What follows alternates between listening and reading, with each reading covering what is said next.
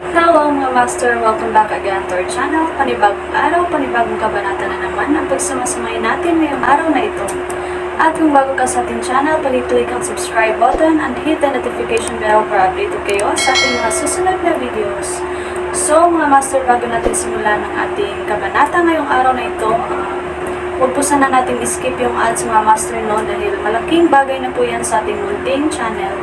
So simulan na natin kabanata ngayong araw na ito. Let's go! Kabanata 1 hanggang 10. Kabanata 1. Kensington Station. Lumabas ang isang matangkad at matipunong lalaki na nakasuot ng maitim na Amerikana at maitim na salamin, nakadikit ang kanyang telepono sa kanyang tainga. Nakuha mo na ba ang impormasyon? Oo, General. Ang babaeng nagligtas sa iyo mula sa sunog 10 taon na ang nakararaan ay si Thea Callahan. Nakaligtas siya pagkatapos noon, ngunit siya ay pumangit ng husto dahil sa sunog. Hinigpitan ng lalaki ang hawak sa telepono, nagdilim ang ekspresyon ng mukha. Ito ay isang mainit na araw ng tag-araw, ngunit ang temperatura ay biglang bumaba. Nagkaroon ng bug zone ng malamig na hangin, at lahat ng dumaan sa lalaki ay nanginginig ng hindi sinasadya. Ang pangalan niya ay James Caden. 10 taon na ang nakalilipas, ang mga Caden ay sinunog ng buhay, na naging biktima ng isang pakana laban sa kanila. Nang walang pagsasaalang-alang sa kanyang sariling kaligtasan, isang batang babae ang sumugod sa impyerno at iniligtas siya. Lahat ng 38 Cadens ay namatay noong gabing iyon, at ang unang pamilya ng Kensington ay wala na. Matapos siyang mailigtas, tumalon siya sa ilog. Ito ang tanging paraan upang mabuhay.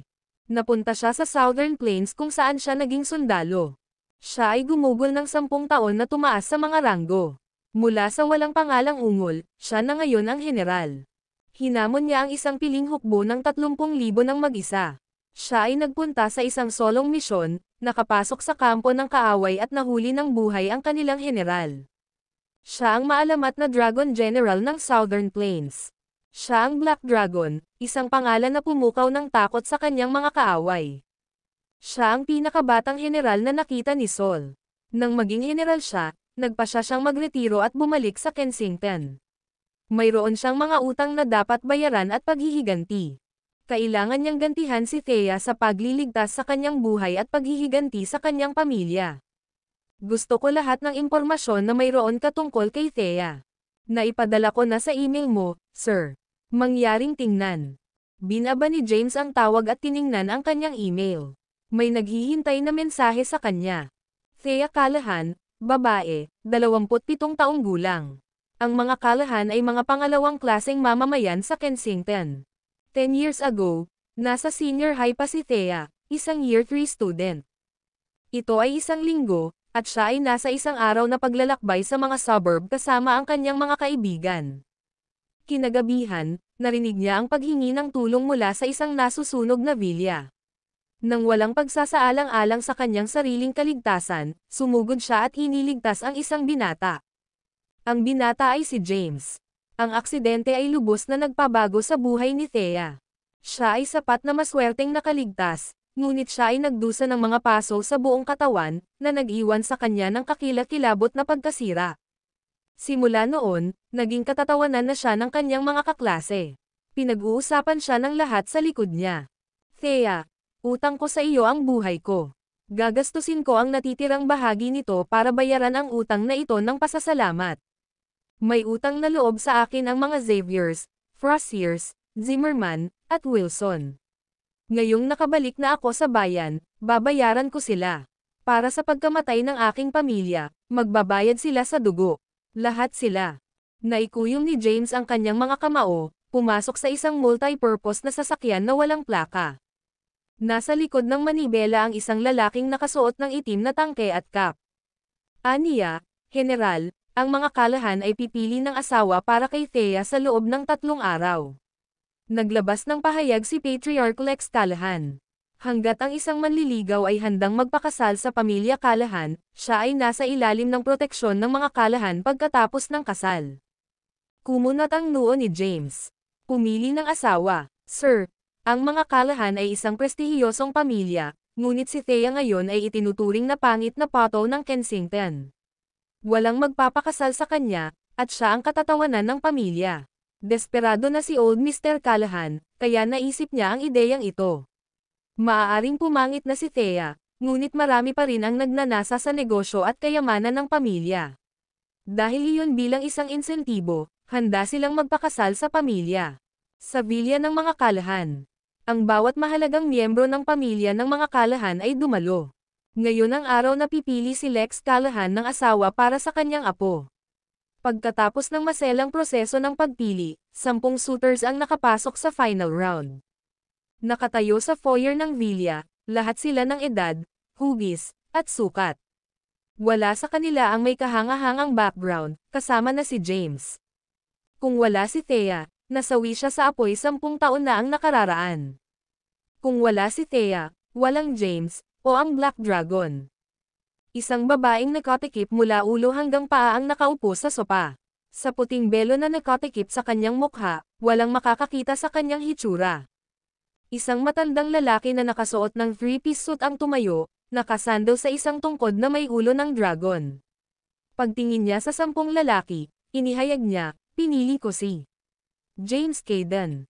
Kinilig ang babaeng nakaputing belo. Naselyuhan na ba sa wakas ang kanyang kapalaran? Alam niya na mula nang bumangga siya sa apoy 10 taon na ang nakalilipas, nawala sa kanya ang lahat.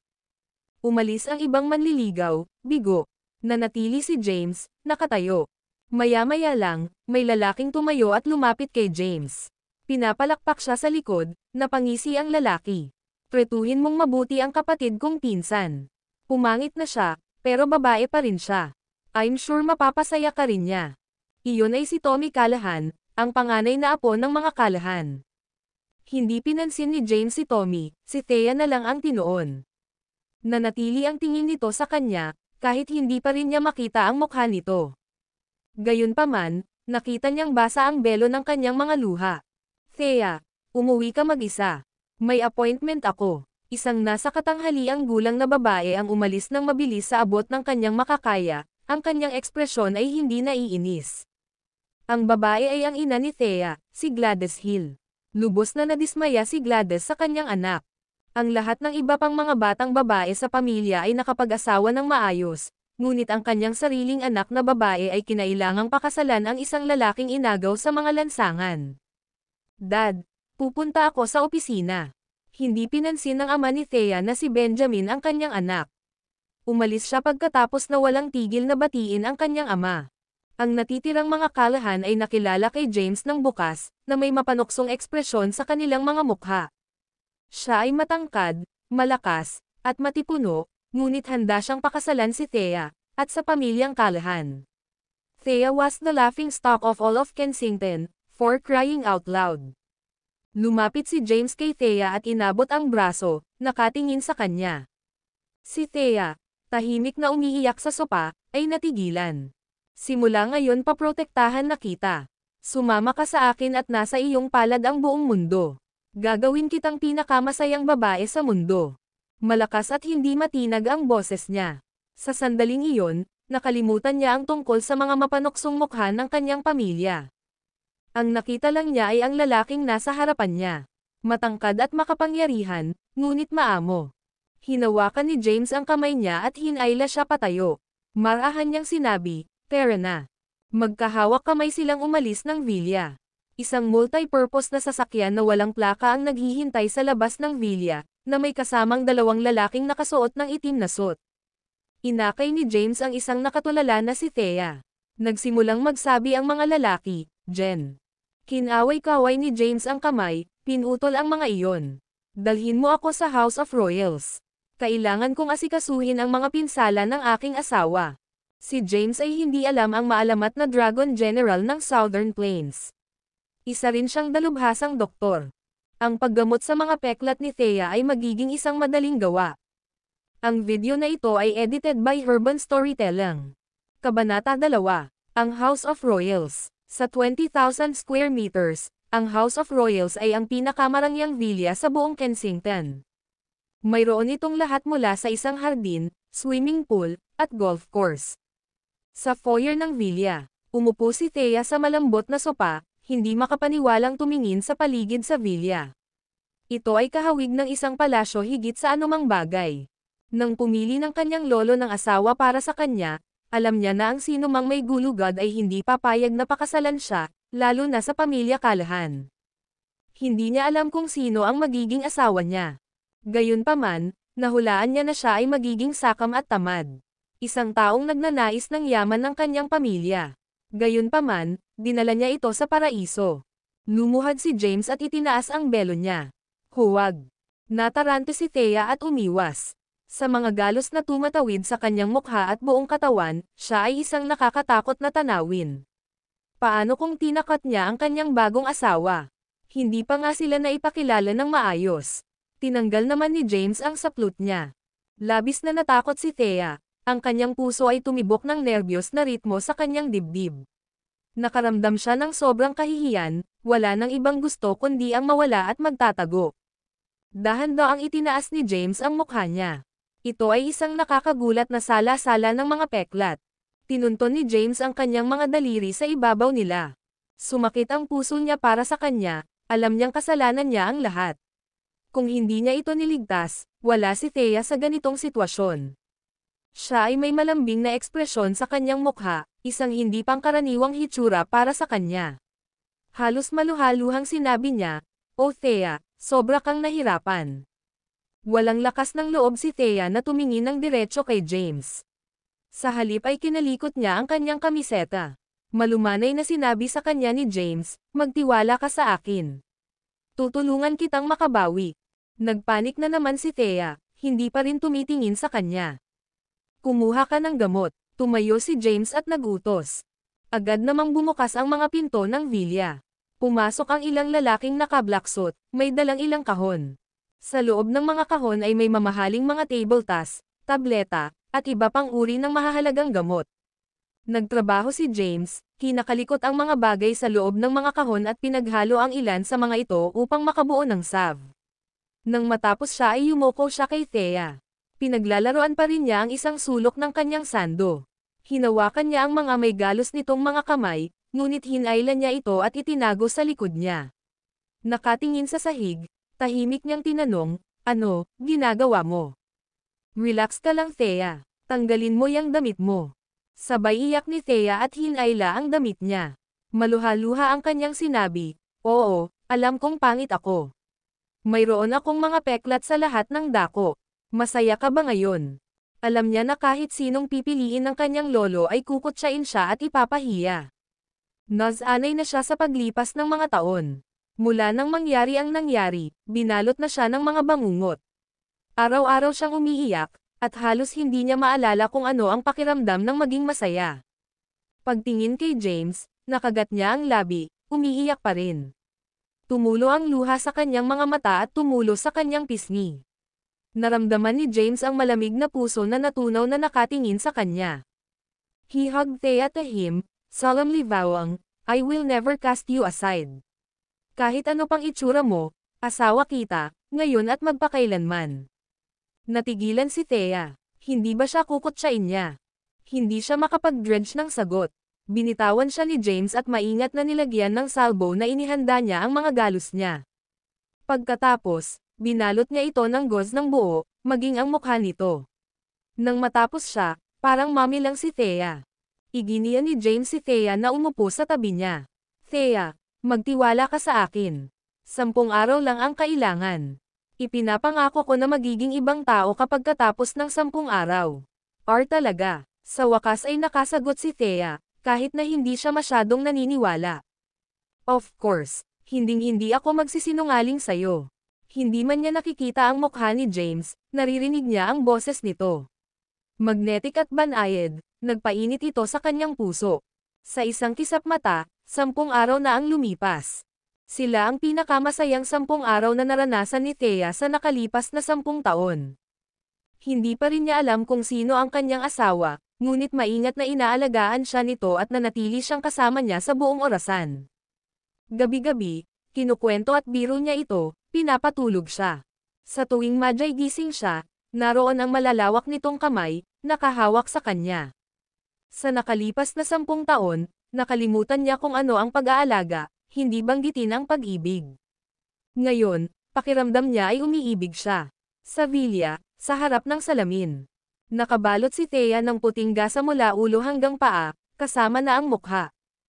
Hindi niya maiwasang makaramdam ng kaba. Sa loob ng 10 araw, relihiyoso niyang inilapat ang pampalasa, pakiramdam niya nasusunog ang kanyang balat. Sabi sa kanya ni James na hanggat ginagawa niya ito ng regular, mababawi niya ang kanyang hitsura.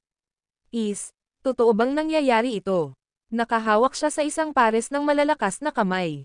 Oo, dahan-daang tinanggal ni James ang gauze sa mukha at katawan niya. Alam ni Thea na maliwanag ito, ngunit natatakot siyang imulat ang kanyang mga mata. Sige, buksan mo ang iyong mga mata at tingnan mo. Noon lang nagmulat ng mata si Thea. Nakatayo siya ng hubot-hubad sa harap ng salamin. Ang dalagita sa salamin ay may mga labi pa ng saplot sa buong katawan, ngunit halatang makinis at walang bahid ang balat nito. Sa salamin, halos perpekto ang mukha niya. Nagulat si Thea. Nalaglag ang panga niya. Pagkaraan ng ilang segundo, pinunasan niya ang saplot sa kanyang mukha, hindi makapaniwalang hinawakan iyon. Ano? Laking gulat niya nang hindi makapaniwala. Paano magiging kanya ang babaeng nasa salamin na may makinis at walang dunges na balat? 10 taon na ang nakalilipas, siya ay nagdusa ng paso at pagkasira ng anyo. Gaano man ka-advanced ang medisina noon, wala nang babalikan iyon. Pero ngayon, sa nakalipas na 1 taon, hindi man lang siya tumingin sa salamin kahit 1 beses. Ngayon, tinitingnan ang kanyang perpektong mukha sa salamin, umiiyak siya sa tuwa. Bumagsak siya sa mga bisig ni James at humagulgol, naramdaman ang bigat ng kalungkutan at pagdurusa sa nakalipas na 10 taon. Niyakap ng mahigpit ni James si Thea. Hinding-hindi na kita hahayaang masaktan muli, pangako niya. Tuwang-tuwa si Thea noong una, sa kanya napagtanto na hubot-hubad na pala siya. Nauwi sa kahihiyan ang kanyang katuwaan. Kumalas siya sa pagkakayakap, nakatingin sa malayo. Itinuro ni James ang banyo. Naghanda ako ng mainit na tubig at mga damit para sa iyo, ngunit hindi ko alam ang iyong sukat, kaya ang mga bra ay may iba't ibang laki. Isuot mo na lang kung alin ang gamit sa iyo. Nahihiyang tumakbo si Thea sa banyo. Pumunta si James sa foyer, lumubog sa sopa at nagsindi ng sigarilyo. General, pumasok ang isang lalaki na halos 40 taong gulang, nakasuot ng itim na suit. May hawak siyang makapal na salansan ng mga dokumento, ipinasa ito kay James na nakayuko. Ito ang lahat ng impormasyon na mayroon kami sa The Great Four. Lahat ng mahahanap namin tungkol sa pagkamatay ng mga Kayden ay narito. Mangyaring tingnan. Itinuro ni James ang mesa. Iwan mo na lang dyan. General, mababa ang klase nilang pamilya. Sabihin mo, at kami na ang bahala sa kanila. Ikinaway ni James ang kanyang kamay. Agad na napatigil sa pagsasalita ng lalaki. Inangat ni James ang ulo niya at napatingin sa lalaking nasa harapan niya na nakayuko pa rin ang ulo. Hindi na ako ang general. Mula ngayon, wala nang Dragon General. Ang pagsisiyasat sa The Great Four ang huling beses na gagamitin ko rin ang aking pagkumpleto. Hindi mo kailangang manatili sa akin. Isama mo ang mga lalaki. Kailangan mo sa hangganan. Napaluhod ang lalaki. Sir, susundan ka namin hanggang sa dulo ng mundo. Ang hangganan sa Southern Plains ay matatag. Hindi sisalake ang kalaban. General, huwag mo kaming paalisan. Manatili tayo at tumulong. Tumayo si James at hinayla ang lalaki, sinabing, Henry, personal na bagay ito. Ako na ang bahala dito. Kapag tapos na ito, ang gusto ko lang ay tamasahin ang isang mapayapa, tahimik na buhay na walang digmaan at karahasan. Gusto kong manatili kay Thea at mahalin siya sa abot ng aking makakaya. General, umalis ka na. Ibalik mo ang mga lalaki sa Southern Plains. Sigaw ni James. Lumuhad ulit si Henry. Malakas na sinabi niya, mag-ingat ka, General. Ang Black Dragon Army ay maghihintay sa iyong pagbabalik. Pumunta ka. Umupo ulit si James at nag-wave ng kamay. Saka lang tumalikod si Henry at umalis. Maya-maya ay lumabas si Thea mula sa kanyang shower. Pumili siya ng puting slip dress na nagpapakita ng makinis niyang leeg at braso. Hindi siya kailanman magsusuot ng ganito sa nakaraan. Siya ay nasa isang medyo magandang mood, hamang isang himig sa ilalim ng kanyang hininga. Hinawakan ang makinis niyang balat, ngumiti siya ng malawak. Napahinto siya nang makita niyang naninigarilyo si James sa sofa. Naglakad siya at umupo sa tabi niya. Namumula ang mukha niya, kahit hindi niya alam kung katatapos lang niyang mag-shower o dahil nahihiya siya. Ibinuka niya ang kanyang bibig nang hindi alam ang sasabihin. Kahit na nakasama niya si James ng 10 araw, iba ang mata niya. Ngayong nakita na niya talaga siya, medyo nahihiya siya. Hindi niya alam kung ano ang sasabihin. Hinugot mula sa kanyang pag-iisip, tumingin si James kay Thea, kumikinang ang kanyang mga mata. Darling, kailan tayo kukuha ng marriage license natin? Ano? Natigilan si Thea, nakabukas ang bibig. She looked adorable kapag siya ay naguguluhan. Napangiti si James. Bahagi ako ng mga kalahan ngayon. Asawa mo ako ayon sa utos ng lolo mo. Nagsisisi ka ba? Ayaw mo ba akong pakasalan? I do. Nang maabutin ni Thea, walang ibang masabi maliban sa dalawang salitang iyon. Si James ay nagpakita sa kanya ng labis na pag-aalaga sa nakalipas na 10 araw na siya ay worm na pumasok sa kanyang puso. Paanong hindi niya mapapangasawa ang isang tulad niya? Sinaman niya ng tingin si James. Siya ay matangkad, malakas, at may kumpiyansa. Kahit nakatingin lang sa kanya ay namumula na siya at bumili ng tibok ng puso niya. Makalipas ang 1 oras, magkahawak kamay, isang lalaki at isang babae ang lumabas mula sa Department of Civil Affairs. Tiningnan ni Thea ang pulang certificate at sa wakas ay bumungad sa kanya. Siya ay opisyal na kasal ngayon. Sa pagpapantasya tungkol sa kanyang kinabukasan bago ito, umaasa siya na balang araw ay magkakaroon siya ng madaming pag-ibig. Gayunpaman, bihirang mangyari ang mga bagay ayon sa plano o imahinasyon. Inayos na ng kanyang lolo ang kanyang kapalaran.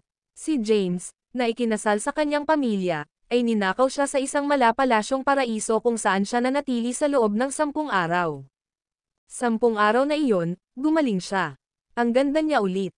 Hindi pa niya alam kung sino talaga ang asawa niya, kumalat ang init sa buong katawan niya, at hinawakan niya ng mahigpit ang kamay ni James. Ang video na ito ay edited by Urban Storytelling.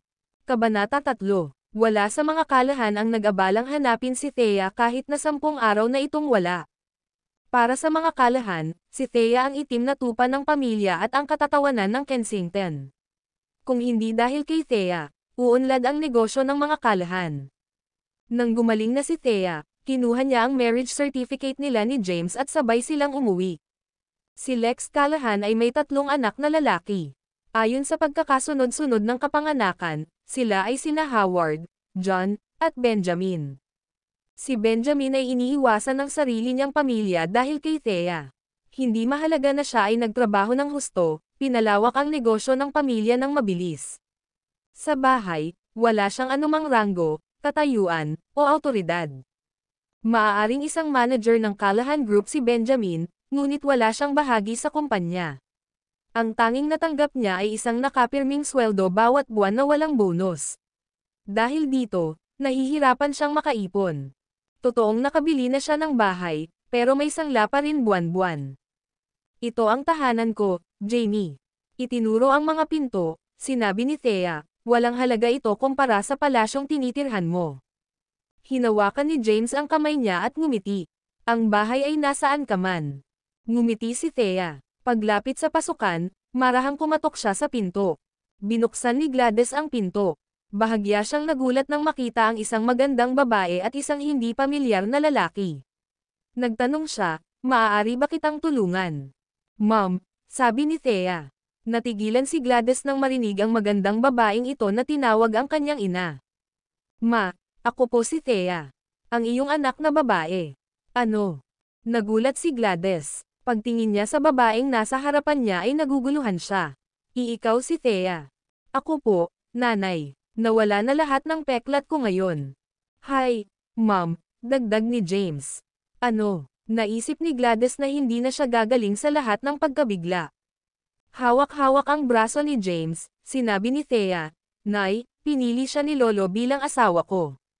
Sa wakas ay sumagot si Gladys. Mabilis niyang hinayla si Thea sa gilid niya. Malamig na sinabi niya kay James, hindi kita kailanman kinikilala bilang aking manugang. Hinawakan niya ang makinis na mukha ni Thea. Thea, ikaw ba talaga yan? Ikaw. Ang iyong mukha at ang mga peklat at ang iyong katawan. Ano ang nangyari? Nay, 10 araw na po akong nagpapagamot. Naka-recover na ako, at hindi na magiging kahihiyan sa pamilya, choke out ni Thea. Mula nang mangyari ang insidente, naging kahihiyan na siya sa mga kalahan, dahilan upang sila ay maging katatawanan ng Kensington. Halos hindi maipakita ng kanyang mga magulang ang kanilang mga mukha sa publiko. My girl, yamakap si Gladys kay Thea, umiiyak. Babae ko, kasalanan ko. Hindi kita dapat iniwan mag-isa para harapin ito. Ang dami mong pinagdaanan. Halika, pasok na tayo sa loob. Hinayla niya si Thea papasok ng bahay. Ngayong nakabawi na si Thea sa kanyang hitsura, may ibang plano si Gladys. Sa ganda ng itsura ni Thea, kaya niyang pakasalan ang isang mayaman imbes na isang tamad na uod na habol ng yaman ng pamilya. Tinuro niya ang pinto at malamig na inutusan si James, "Get out." "Ma, ano pong ginagawa niyo?" "Asawa ko siya," pinili ni Lolo. "Punta tayo sa family villa ngayon. Ako na mismo ang magpapatanggal sa kasal ng matanda." Hindi nag-aksaya ng oras si Gladys, hinayla si Thea kasama niya. "Jamie." Lumingon si Thea para tingnan si James nang walang magawa. Nagkibit balikat si James, mukhang wala siyang pakialam sa mundo. Nakasunod lang siya sa dalawang babae. Nagtipon ang mga kalahan sa foyer ng villa, hindi makapaniwalang nakatingin sa magandang babae na nakatayo sa tabi ni Gladys. Paano kaya siya si Thea? Si Thea, na pumangit sa loob ng 10 taon. Ano sa lupa ang nangyari? Paano siya nagbago sa loob lamang ng 10 araw? Thea, ikaw ba yan? Thea, sumailalim ka ba sa plastic surgery sa Korea? Napaka-advance ba ng kanilang teknolohiya na mayroong opsyon sa buong katawan? Ang mga kalahan ay nabigla. Hindi sila makapaniwala na ang magandang dalagang nasa harapan nila ay siya ring Thea na puro galos. Ano ang ginawa niya? Diretso sa punto si Gladys. "Dad, hindi ako sang-ayon sa kasal na ito." Sa itsura ni Thea, kaya niyang pakasalan ang isang mayaman mula sa isang prestihiyosong pamilya. Paano siya magpakasal sa isang walang gulugad na uod? Naninigarilyo ng tobacco pipe sa couch, tinitigan ni Lex si Thea. Nahihirapan siyang makasabay. Paano nabawi ni Thea ang kanyang hitsura sa loob lamang ng 10 araw? Gayunpaman, si Thea ay isang kagandahan ngayon.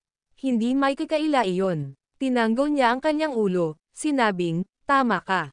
Marami pa ring karapat-dapat na bachelor sa mga pinaka-prestihiyosong pamilya ng Kensington. Makakapagsalita ako at makakahanap ng angkop na asawa para kay Thea." Hindi. Humakbang si Thea na may luha sa mga mata. "Lolo, nagpasya kang ipakasal ako kay James. Ngayong tinulungan ako ni James na makabawi, hindi mo tinutupad ang iyong salita. Ano ba ako sayo? You ungrateful brat." Hinampas ni Gladys si Thea sa mukha. Sumigaw siya, "Ano ang nakikita mo sa walang pera na lalaking ito?" Kumuha si Thea ng kutsilyong nakapatong sa mesa at idinikit sa pisngi niya. "Puputulan ko ang mukha ko kapag itulak mo ako ng napakalayo. How dare you?" Nanginginig sa galit si Gladys. "Tama na." Angal ni Lex. "Anong nangyayari, Thea? Ito ay para sa iyong ikabubuti. Tingnan mo ang ganda mo ngayon. Maaari kang magpakasal ng maayos at masiyahan sa isang madaling buhay. Bakit mo ipinipilit na makasama ang isang mahirap na tulad niya?" Maya-maya, nagsalita si James na kanina patahimik. Tumingin sa paligid sa mga kalahan, mahina niyang sinabi, "Wala akong pakialam sa pagiging bahagi ng iyong pamilya, ngunit ito ay sa pagitan namin ni Thea. Nakuha na namin ang marriage certificate namin.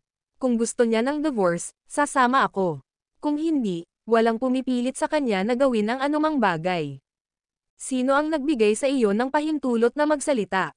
Si Tommy, ang panganay na apo ng pamilya, ay tumayo at tinuro ng daliri si James. "Wala kang iba kundi basura. Wala kang karapatang magsalita dito. Kung gusto ka naming umalis, wala ka na." Inabot ni James at ibinaluktot pa atras ang nakalahad na daliri ni Tommy. Malamig na sabi niya, "Wala pang nagtuturo sa akin dati." "Ah, masakit." Napasigaw si Tommy sa sakit. Ang kanyang katawan ay nakayuko sa isang awkward na anggulo at ang kanyang mukha ay namilipit sa sakit. Sabi niya, ang sama ko. Please let go." Pumayag naman si James. Huminga ng malalim si Tommy. Pagtingin sa walang ekspresyon na mukha ni James, nagalit si Tommy. Kinuha niya ang isang ashtray sa mesa, naghahanda ng hampasin si James sa ulo. Anong ginagawa mo? Sigaw ni Lex. Wala na bang kaayusan sa pamilya? Ibaba mo yan. Tumingin si Tommy kay Lex na nagmamakaawa. Lolo, nalampasan na ni James ang linya. Kailangan mo akong tulungan. Sapat na. Hinihimas-himas pa ni Lex ang kanyang tubo, kumakaway ng kamay. Pagtingin kay James, sinabi niya, bibigyan kita ng $500,000. Ang kailangan mo lang gawin ay hiwalayan si Thea at layuan mo siya. Hindi, sigaw ni Thea. How dare you? Ipinatong ni Lex ang kamay sa mesa.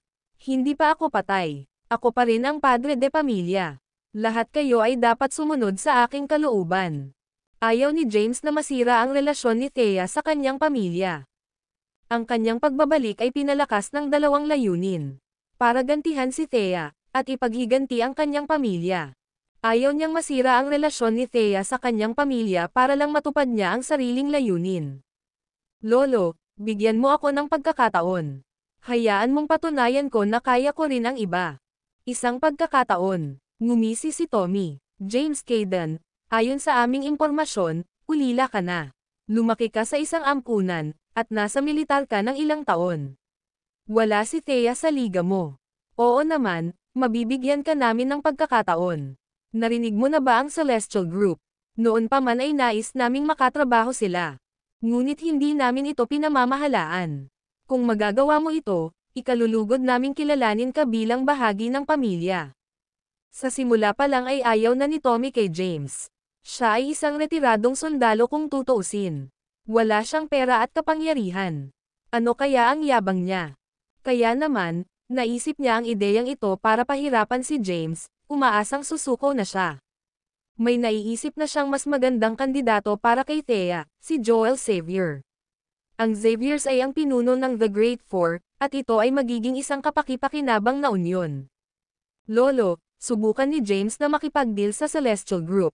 Kung makuha niya ito, kikilalanan namin siya. Kung hindi, wala na siya. Bumuga ng tubo si Lex. Pumayag. Ang aming negosyo ay kadalasang tumatalakay sa pagpoproseso ng gamot. Kamakailan, pinalawak ng Celestial Group ang produksyon nito, at naglabas sila ng maraming pagkakataon sa pag-order. Maraming negosyo ang nakikipaglaban para makuha ang mga order na ito. Kung maaari kang makakuha ng isang order na nagkakahalaga ng 30 milyon mula sa kanila, sasabihin ko sa lahat na ikaw ang manugang ng mga kalahan.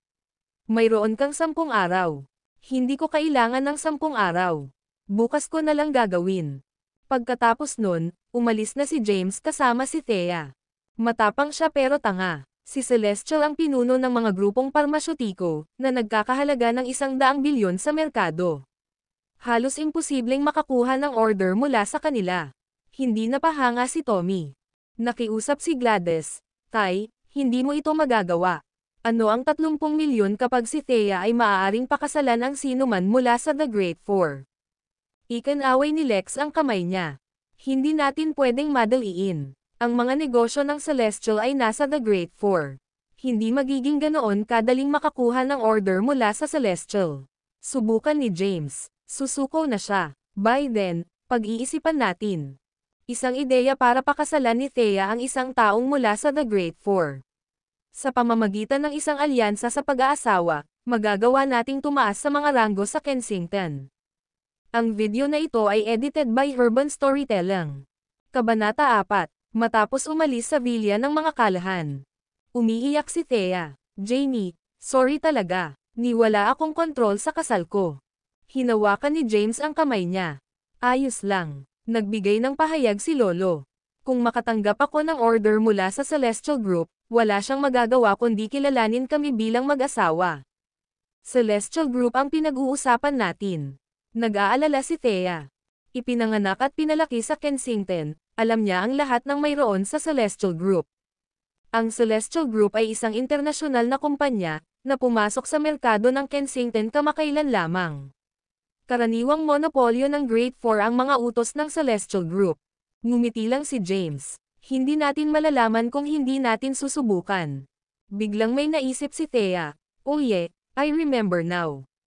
Ang isang matandang kaklase ko ay nagtatrabaho sa Celestial Group. Sa katunayan, siya ang pinuno ng isang departamento doon. Hayaan mo akong makipag-ugnay sa kanya. Baka may ugnay niya tayo sa mas mataas na management. Okay. Magkahawak kamay silang dalawa na naglakad pa uwi kay Thea. Ang bahay ni Thea at ang vilya ng mga Callahan ay matatagpuan sa parehong residential area. Kung saan ang punong tanggapan ng mga Callahan, ay ang vilya, ang lugar ni Thea ay nasa isang mataas na gusali. Masayang naglakad pabalik ang dalawa. Nauna na sa kanila si Gladys, at tumanggi siyang papasukin si James sa bahay. Nagkibit-balikat si James. Wala siyang magawa. Uuwi na ako, Thea. Alam ni Thea na wala rin siyang choice, kaya tumango siya. Ang prioridad ngayon ay i-secure ang mga order mula sa Celestial. Sa ganoong paraan, walang magagawa ang mga Callahan kundi tanggapin si James bilang bahagi ng pamilya. Matapos manirahan sa bahay, nakipag-ugnayan siya sa kanyang kaklase na hindi niya nakakausap sa loob ng maraming taon. Sa kabilang banda, bumalik si James sa House of Royals, na matatagpuan sa isang lugar kung saan naroon ang mga pinakamagagarang vilya ng Kensington. Umupo siya sa sofa at nagsindi ng sigarilyo. Kinuha niya ang phone niya at nag-dial ng number. Dalhin mo sa akin ang chairman ng Celestial Group. Halos hindi niya gustong igiit ang kanyang pribilehiyo bilang general ng Dragon, ngunit hindi ito makakatulong kung gusto niya ang pakikitungo sa Celestial. Di nagtagal, dumating sa bahay ang isang lalaking nasa katanghaliang gulang na mga 50 taong gulang. Nakasuot ng suit, heavyset siya at nagsisimula ng makalbo. General. Pagpasok ng lalaki sa House of Royals, napaluhod siya. Sa Kensington, siya ang namamahala sa Celestial Group. Nagmula sa kabisera, ang kanyang pangalan ay Alex Yates. Bago dumating, naglaan ng oras si Alex para alamin kung sino ang makakasama niya. Nakaluhod siya sa harap ng maalamat na Dragon General ng Southern Plains. Hindi siya nagpakita ng awa sa loob at labas ng larangan ng digmaan, at ang kanyang mga kaaway ay natakot sa takot nang marinig nila ang tungkol sa Black Dragon. Ang Dragon General ay hindi ordinaryong tao. Siya ay higit sa mahalaga, at sa makatuwid ay nagutos ng pinakamataas na antas ng paggalang. Nakaluhod pa rin sa lupa, naramdaman ni Alex ang pagtulo ng pawis sa kanyang gulugad. Alex Yates. Ibinaba ni James ang salansan ng mga dokumentong hawak niya sa kamay. Sa pagtingin sa nasa katanghaliang gulang na lalaking nakaluhod sa lupa, ikanaway niya ang isang kamay at mahinang sinabi, "Bakit hindi ka tumayo?" "Oo, sir." Tumayo si Alex. Pawis na pawis siya pero hindi siya kumibo para panasan ang pawis niya. Nanginginig sa takot, inisip niya kung sa paanuman ay nasaktan niya ang modernong panahong Ares na ito. Bakit siya pinatawag? "Bukas, bibisita ang aking asawang si Thea Callahan sa Celestial Group, humihingi ng deal na 30 milyon. Personal mong hawakan ito. Huwag mong guluhin." Nakahinga ng maluwag si Alex at napangiti. "Siyempre, General. Kahit na ito ay isang deal na 300 milyon, ito ay magiging sa iyo kung sasabihin mo ang salita. Tandaan mo, Thea ang pangalan ng asawa ko. Thea Callahan." "Oo, sir. Yun lang. Pwede ka nang umalis." "Oo, sir." Pakiramdam ni Alex ay nabigyan siya ng amnestia at umalis sa sobrang bilis, basang-basa pa rin sa pawis.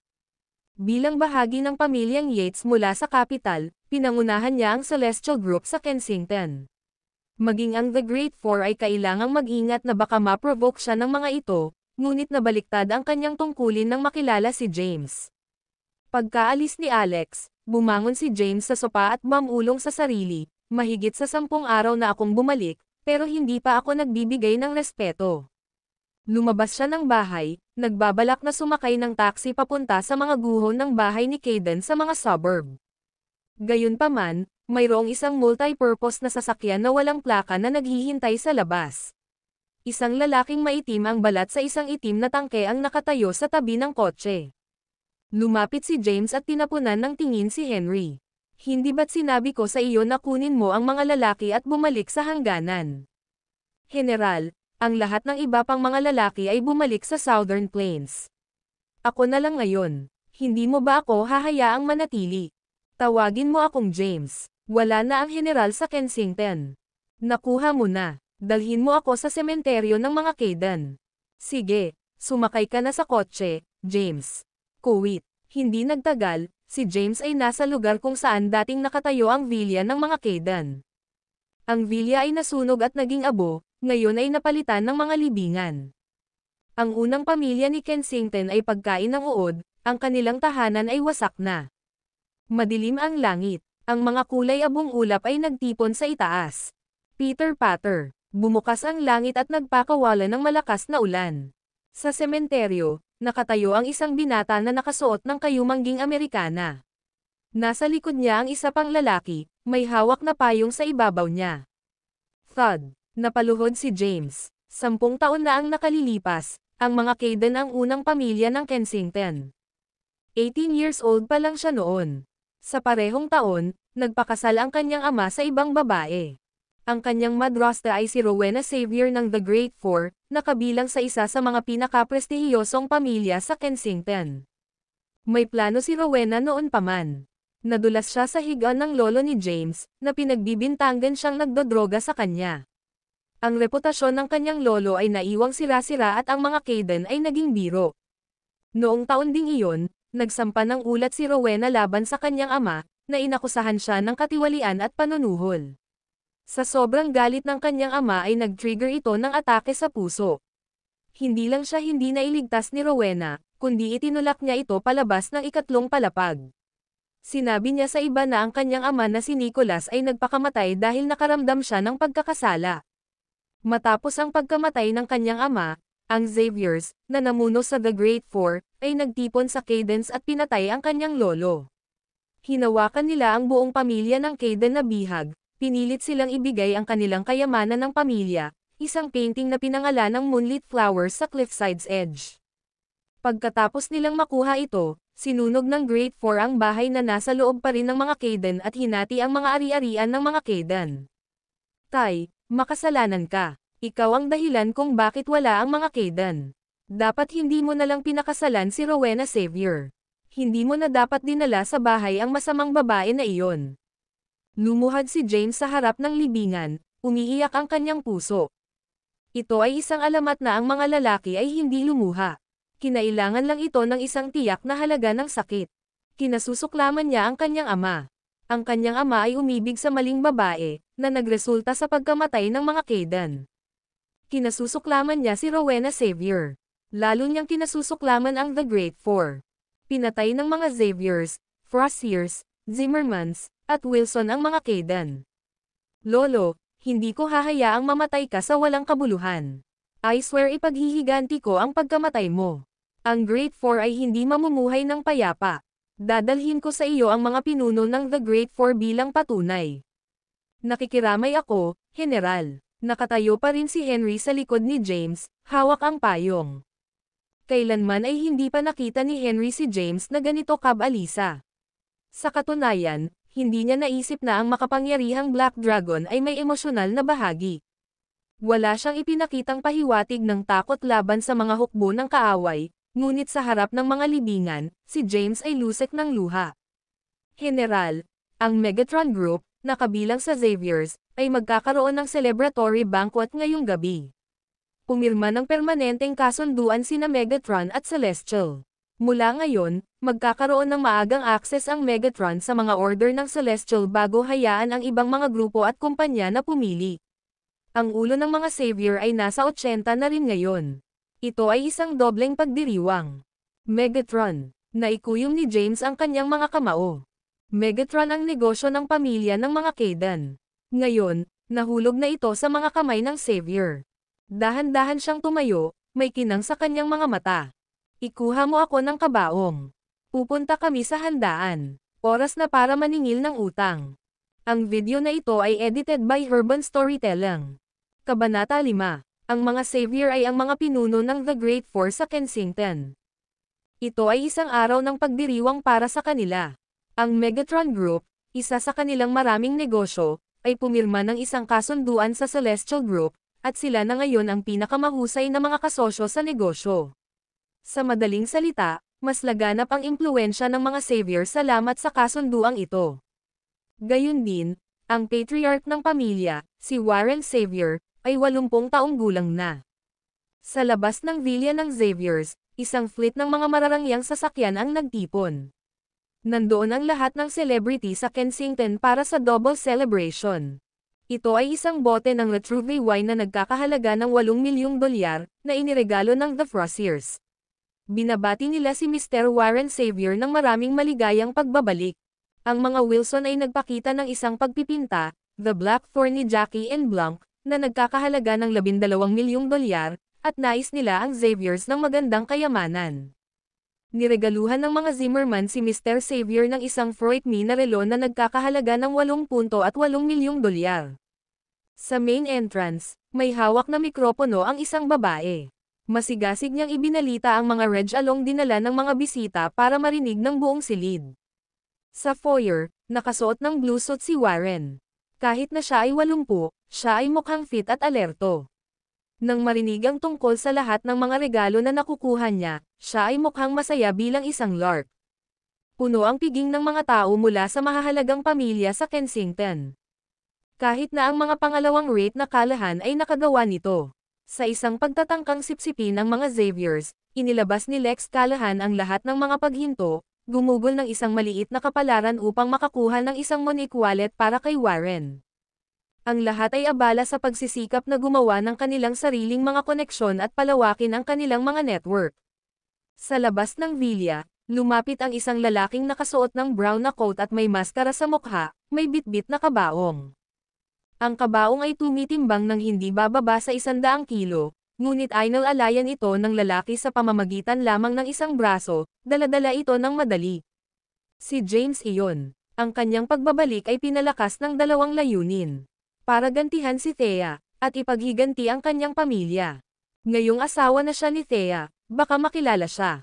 Dahil ayaw niyang malagay siya sa gulo, nagsuot siya ng itim na maskara para itago ang kanyang pagkakakilanlan. Bumagsak. Nang makarating siya sa pasukan, buong lakas niyang ibinato ang kabaong. Nabasag nito ang pinto ng mga Xaviers at napadpad sa foyer ng villa ng mga Xaviers. Nagulat ang lahat sa biglang pagpasok. Tumigil bigla ang ingay. Sobrang tahimik at may narinig akong pin drop. Ano ang nangyayari? Iyon ay ika-80 kaarawan ni Warren Xavier. Sino ang matapang na nagdala ng kabaong sa isang pagdiriwang? Si Warren ay nakikipag-chat sa iba pang mga padre de pamilya nang dumating ang kabaong. Nagdilim ang kanyang ekspresyon at napasigaw, ano ito? Nasaan ang mga security guard? Ano sila? Ginagawa? Sino ang nagpadala nito? Tanggalin mo agad. Warren Xavier, pwede ko bang ibigay itong kabaong bilang regalo sa iyong kaarawan? Ika-80 mong kaarawan ngayon, ngunit sa susunod na taon, ito na ang anibersaryo ng iyong kamatayan. Isang boses ang umalangaw mula sa labas ng pinto. Isang lalaking may brown na Amerikana at isang ghost mask pagkatapos ay pumasok. Sino? Sino ka? Tinitigan ni Warren si James. Ito ang lugar ng mga Xavier, at siya ang pinuno ng pamilya, isang napakahalagang tao sa Kensington. Sino ang may lakas ng loob na manggulo sa kanyang tahanan? Ako ay isang taong nais ang iyong buhay. Ang malamig na boses ay pumutol sa kalawakan. Gamit ang itim na maskara ng multo sa kanyang mukha, si James ay sumugod kay Warren. Hindi ngayon. Lumapit ang isang lalaking nasa 20s at tinuro si James. Wala akong pakialam kung sino ka. Kapag nasa Xavier's ka, kami na ang bahala. Si William Xavier iyon. Nakaturo pa rin kay James, tinangka ni William na tanggalin ang maskara niya. Malamig niyang sinabi, ang duwag mo sa pagtatago sa likod ng maskara. Tingnan natin kung sino ka. Umatake si James. Hinawakan niya ang braso ni William at inangat siya sa lupa bago ito pinahit. Basag. Napunit ang braso ni William sa kanyang katawan. Umaagos ang dugo kung saan-saan. Napaungol si William sa paghihirap. Gulat na gulat ang lahat ng bisita. Dahil sila ay mga taong may katayuan at namumuhay ng mapayapa, hindi pa sila nakakita ng ganitong kabagsikan o karahasan noon.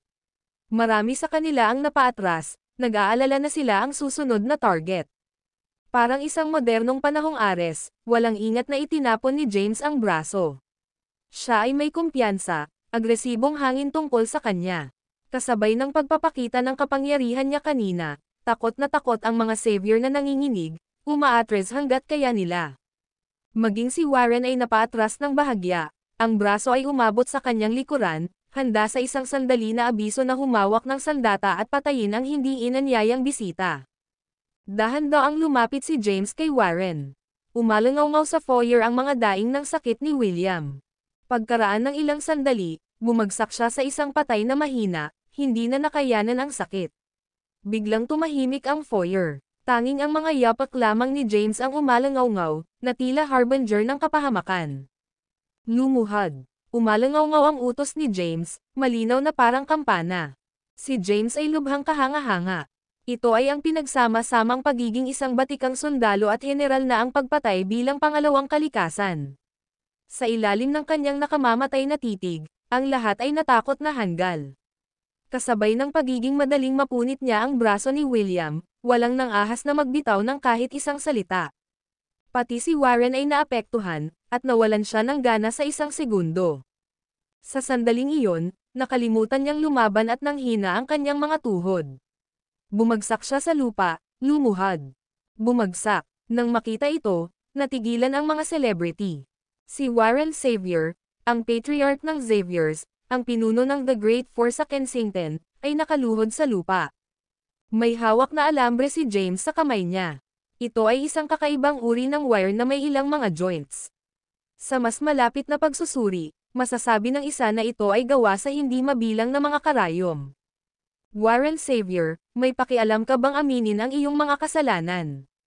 Noon lang, napagtanto ni Warren na nakaluhod siya, kahit hindi niya alam kung bakit. Tumutulo ang pawis sa kanyang gulugad. Gusto niyang tumayo, ngunit wala na siyang lakas. Anak, kilala mo ba kung sino ang kausap mo? Hindi man siya makatayo ay mukhang malakas pa rin si Warren. Nakatalikod pa rin ang braso nito, handang umatake gamit ang sandata anumang oras. Hindi man lang sinubukan ng ibang savior na protektahan si Warren, nag-aalala na baka masaktan din sila. Maaari ko ring sabihin sa iyo ang dahilan. 10 taon na ang nakalipas, nasunog ang Flora Lakeside. Nasunog ito ng isang buong araw. 38 buhay ang nawala, at ngayon, magbabayad ka ng dugo. Umalangaw-ngaw sa foyer ang malamig at walang awa niyang boses. Lumipat si James. Sa isang iglap, lumitaw siya sa likod ni Warren. Itinakip niya sa leeg ni Warren ang silver needle wire at hinayla. Bumulwak ang dugo, at bumagsak ang ulo ni Warren sa lupa. Naghiyawan at bumagsak sa lupa ang mga celebrity ni Kensington, lahat sila ay nanginginig sa takot. Sa pagkamatay ni Warren, ang mga savior ay hindi alam kung ano ang gagawin, nanlamig sa lugar. Gumawa si James ng isang itim na bag. Sinandok niya ang ulo ni Warren dito at tumalikod na para umalis. Matagal na pagkaalis niya, nanatiling tahimik ang villa ng The Xaviers. Ang lahat ay naglupasay sa lupa, naduyan ang kanilang mga ulo sa kanilang mga kamay. Nanatiling hindi gumagalaw sa foyer ang walang ulong bangkay ni Warren. Kuwait, sa sementeryo ng mga Caden, ang libingan ni Thomas Caden. Isinandaw ni James ang itim na bag sa lapida. Kinuha niya ang isang prasko at sumimsam mula rito. Ibinuhos niya ang natitira sa harap ng libingan. Lolo, huwag kang mag-alala. Sisiguraduhin ko na ang buong pamilya namin ay mapayapa. Ibabalik ko rin ang moonlit flowers sa cliffside's edge. Pagkatapos nun, tumayo na siya at umalis. Pagbalik niya sa House of Royals, naligo siya. Sa villa ng Xaviers, umalis na ang mga celebrity na nandoon sa pagdiriwang. Sa pasilyo ay nakatayo ang isang kabaong. Nakahandusay ang bangkay ni Warren. Si William, na nawalan ng braso, ay ipinadala sa ospital. Nakaluhod ang lahat ng savior sa bangkay ni Warren. Nangunguna ang isang magandang babae na nakasuot ng damit. Siya ang bunsong anak ni Warren, si Rowena. Ang parehong Rowena na lubos na Samire sa mga Caden. Siya ay nasa isang kaayla hilakbot na mod. May tumawag na ba kay Trent? Umalangaw-ngaw ang kanyang dagandong sa tahimik na pasilyo. Oo, tinawagan na namin siya. Hayaan mo na ang lahat. Maghihintay kami hanggang sa makabalik si Trent. Kuwait, isang tahimik na gabi. Sa rehiyong militar ng Kensington, dumaong ang ilang helicopter na pininturahan ng mga salitang, Western Border. Isang nasa katanghaliang gulang na lalaki na nakasuot ng unipormeng militar na may suot na maliit na ekspresyon ang lumabas sa helicopter. Sa labas, isang hanay ng mga sundalong kompleto ang sandata ang nakatayo sa isang linya. Saludo sila sa lalaki. May lumabas na jeep at sumakay ang lalaki. Dumiretso ito sa villa ng mga savior. Sa kanyang pagdating, tinasa niya ang sitwasyon sa villa at nakita niya ang walang ulo na bangkay ni Warren. Tinanggal niya ang kanyang sombrero at napaluhod. Tay, pasensya na po kung natagalan ako. I swear I will bring the culprit to justice no matter who he is. Umalangaw-ngaw sa buong bahay ang kanyang boses na puno ng galit. Trent, biglang sumulpat si Rowena. Ang lalaki ay ang ika-4 na anak ni Warren, si Trent. Walang ekspresyon si Trent, madilim ang mukha. Kailangan ko ng surveillance video ng bangkwat. Kukunin ko kaagad. Tumanggo si Rowena at kumuha ng kunin. Tumayo si Trent at siniyasat ang sugat ni Warren habang pinanood ang video. Nakita niya ang buong proseso ng pagpatay ni James kay Warren. Malamig na tanong niya, ano ang sinabi niya bago patayin si tatay. Sabi ni Rowena, 10 taon na ang nakalipas, nasunog ang Flora Lakeside. Nasunog ito ng isang buong araw. 38 buhay ang nawala, at ngayon, magbabayad ka ng dugo. Naikuyom ni Trent ang kanyang mga kamao nang marinig ito at nagdilim ang kanyang ekspresyon. Isang nakaligtas sa mga Kaden. Dapat nga, idiniin ni Trent ang kanyang mga palad sa kanyang mukha at ikan-away ang kamay kay Rowena. Ilibing mo si tatay. Panatilihin itong simple. Pupunta ako sa kapital at tanungin ang malaking tao doon tungkol sa mga potensyal na nakaligtas kay Kaden. Ang video na ito ay edited by Urban Storytelling. Kabanata 6. Kinaumagahan, nakatanggap ng tawag si James mula kay Thea. Hey honey, nakipag-ugnayan ako sa kaklase ko. Handa siyang tumulong at nagtakda ng appointment sa chairman na si Alex Yates, nasaan ka pumunta tayo sa opisina ng Celestial Group ngayon at isecure ang order. Tatanggapin ka ni Lolo. Tuwang-tuwa na boses ni Thea ang narinig sa telepono. Hintayin mo ako sa bahay. Sunduin kita saglit. Pagkatapos ibaba ang tawag, gamulong si James sa kama at naghanda ng napakabilis. Saan tayo pupunta James? Naghihintay na si Henry kasama ang sasakyan. Kay Thea, sumakay ka. Sumunod naman si James. Kasama si Henry sa manibela, nakarating sila sa kinaroroonan ni Thea nang wala sa oras. Hinihintay nila siya sa labas. Maya-maya ay lumitaw si Thea. Nang makikilala niya ang chairman ng Celestial Group, nagsikap si Thea na ayusin ang sarili. Nakasuot ng maganda at maayos na damit at ang itim na buhok na nakalugay sa kanyang mga balikat, siya ay isang pangitain na makikita talaga. Honey, nang makita ang itim na multi-purpose na sasakyan na papalapit mula sa malayo, tumakbo si Thea papunta sa kotse na may masayang ekspresyon sa kanyang mukha, na nagsasabing, huminto lahat ng kaklase ko. Siya ang gumawa ng appointment para sa amin, kaya ang kailangan lang naming gawin ay magpakita sa opisina ng Celestial Group. Ngumiti ng mapait si James. Wala man lang itong kinalaman sa kaklase niya. Kung hindi niya nakausap si Alex Yates, walang appointment na pag-uusapan. Gayunpaman, dahil napakasaya ni Thea, nagpasya siyang huwag ay spoil ito. Sa halip, pinuri niya ito. Alam ko na, nasa iyo ito, Sinta. Nasa iyo na ang lahat. Kung hindi natin nakuha ang order, lalabas na ako. Ngumiti ng napakatamis si Thea. Huwag kang mag-alala. Hindi ko hahayaang mangyari iyon. Maaaring malabo pa rin siya tungkol sa mga detalye ng background ni James, ngunit nakapunta na siya sa kanyang villa dati. Ang House of Royals ay ang pinakamalaking villa sa Kensington, at mayroon itong mabigat na tag ng presyo na nakalakip dito. Kahit sinong Tom, Dick, o Harry ay hindi kayang bayaran ito. Pakiramdam niya ay napakaswerte niya na sa kanya ito. Ngayon, gusto niyang patunayan ang kanyang kakayahan sa kanya. Gusto niyang ipakita sa kanya na hindi na siya ang matandang Thea. Kahit na siya ay naging katatawanan sa loob ng maraming taon at taon, ipinagpatuloy niya ang kanyang pag-aaral sa bahay at isang mahusay na iskolar. Tara na, mahal. Pumasok na si Thea sa kotse. Sabi ni James, Henry, sa opisina ng Celestial Group. Niyakap ni Thea si James at iniisip ang nangyari kagabi. Sabi niya, mahal, alam mo ba ang matandang Warren Xavier ay pinatay kagabi? Ang mga Xavier ay ang mga pinuno ng The Great Four. Bilang pinuno ng Xavier, sikat si Warren. Alam ng lahat kung sino siya. Sa piging ni Xavier kagabi, nagkaroon ng selebrasyon kung saan ipinagdiwang nila ang partnership ng Megatron Group at Celestial Group. Ngayong magkakaroon ng unang dibs ang Megatron sa mga order ni Celestial, mas lalawak ang kanilang negosyo at impluwensya. Ito rin ang ikawalong kaarawan ni Warren Xavier. Gayunpaman, isang misteryosong tao ang bumagsak sa party gamit ang isang kabaong. Pinugutan niya ng ulo si Warren at dinala ang ulo nito. Mabilis na kumalat ang balita, at ito ang pinakamainit na balita sa Kensington sa ngayon. Ngayon, ang mga kaugnay na departamento ay nag-iimbestiga sa insidente. Gayunpaman, walang gaanong dapat ipagpatuloy. Kunwaring nabigla si James sa tanong ni Thea. Dumiretso ako sa pagka-uwi ko kagabi. Hindi ko alam ang tungkol dito. Ang Xaviers ay bahagi ng The Great Four sa Kensington, tama ba? Tama na yan, sabi ni Thea. Ang mga Xavier ay ang mga pinuno ng The Great Four, at ang kanilang mga negosyo ay sumasaklaw sa iba't ibang industriya. Ang Megatron Group lamang, na kabilang sa kanila, ay mas makapangyarihan kaysa sa lahat ng negosyo ng kalahan na idinagdag, at ang Xaviers ay marami ring mga negosyo. Medyo naiinggit si Thea. Lahat ng kababaihan sa Kensington ay gustong-gustong pakasalan ang mga Xaviers upang masiyahan sila sa madaling buhay. Napangiti ng bahagya si James. Wala ka bang chance kahapon? Hiwalayan mo ako, at magkakaroon ka ng pagkakataon. Si Thea ay mukhang hindi nagulat.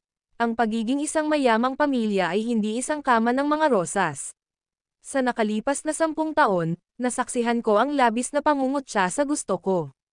Para sa kanila, ako'y walang iba kundi isang biro. Alam na alam ko kung sino ang tapat sa akin. Wala akong pakialam magpakasal sa mayayaman. At saka, mayaman ang asawa ko. With that, she grinned, a bliss expression on her face. Pinisil ni James ang kamay ni Thea. Siya ay isang lohikal na babae. Walang sinabi si Henry, nakatutok sa daan. Hindi nagtagal, nakarating sila sa opisina ng Celestial Group. Isang internasyonal na grupo, ang Celestial Group ang negosyo ng pamilya ng mga Yates, na nagmula sa kapital. Ang kanilang punong tanggapan ay isang kahanga-hanga, 8 palapag na gusali. Lumabas ng sasakyan sina James at Thea. Tumangala si Thea sa kahanga-hangang gusali, nangingibabaw ang takot sa kanya. Sa nakalipas na 10 taon, nanatili siya sa bahay hanggat kaya niya. Gayunpaman, nagkaroon siya ng matinding pagkauhaw na bisitahin at tuklasin ang mundo sa labas. Ang dahilan kung bakit siya nag-aral ng mabuti sa bahay ay upang palayain ang sarili mula sa kasabihang hola at pumailanglang ng mas mataas. Kinuha niya ang phone niya at tinawagan ang kaklase niya. Makalipas ang halos 20 minuto, lumapit sa kanila ang isang babaeng naka-makeup na makapal at naka-work skirt. Nang makita niya si Thea na nakatayo sa entrance, hindi niya maitago ang pagkagulat. Narinig niyang bumawi ng tingin si Thea. Nag-send pa nga ng picture si Thea pero hindi siya naniwala. Napilitan siyang tanggapin ang katotohanan ngayong nakita niya si Thea sa laman. Naiinggit siya nang mapansin ang ganda ni Thea ngayon. Paglapit sa kanila, nag-aalangan siyang nagtanong, Thea. Tuwang-tuwa, hinawakan ni Thea ang kamay ng isa pang babae. Sabi niya, Jane, ako ito. Talagang ginawa mo ito bilang pinuno ng isang departamento sa Celestial Group. Si Jane Whitman ay labis na napuri. Napangiti siya at sinabing, nagsusumikap lang akong maghanap buhay. Thea, kung gusto mong makilala ang chairman, kailangan mo pa rin ang permiso ng general manager. Tara na. Nakatayo si Thea sa lugar. Nang magkausap sila sa telepono kahapon, nangako si Jane na nakipag-appointment siya sa chairman na si Alex Yates. Thea, dapat alam mo na hindi madaling makakuha ng order kay Celestial. If you want the order, you'll have to. Yumoko siya palapit kay Thea at may ibinulong sa tenga niya. Mariing tinanggihan ni Thea ang ideya ni Jane. Talagang hindi. Nawalan ng pasensya si Jane. Thea, kung ayaw mong magsakripisyo, paano ka may makukuhang kapalit? Ipinadala ko ang iyong larawan sa manager. Siya ay sumang-ayon na hayaan kang makakuha ng order kung matulog ka sa kanya. Hindi mo na kailangang makita ang chairman. Jane, akala ko magkaibigan tayo. Ganito ba ang pakikitungo mo sa isang kaibigan? Si Jane ay mukhang hindi napapansin. Gusto mong makakuha ng order ng walang sakripisyo. Hayaan mong sabihin ko sa iyo ngayon din. Imposible naman. Nilinaw ko na, kaya pag-isipan mo ito at ipaalam sa akin kung gusto mo pa ring magpatuloy. Siya ay tumalikod at umalis pagkatapos, Ang kanyang mga takong ay nag-click sa sahig ng malakas. Nangingilid na ang luha ni Thea. Lumingon siya para tingnan si James na nanatiling tahimik all this time. Wala akong silbi, di ba? Inalo siya ni James. Siyempre hindi. Bakit hindi subukan at makita kaagad si Alex Yates? Sa tingin ko makikita kanya. Sige, hihintayin kita sa kotse. Marahang itinulak ni James si Thea sa direksyon ng building. Maya-maya lang, bumalik si Jane kasama ang isang medyo may edad na lalaki. Nakasot-entay ang lalaki, mukhang matagumpay na negosyante. Pinaikot-ikot ni Jane ang braso niya, muling lumapit kay Thea. Nakangiting sabi niya, Thea, ito ang manager ng Celestial Group. Siya ang namamahala sa lahat ng koneksyon sa negosyo. Tinatawag niya ang mga shot kung sino ang nakakakuha ng mga order.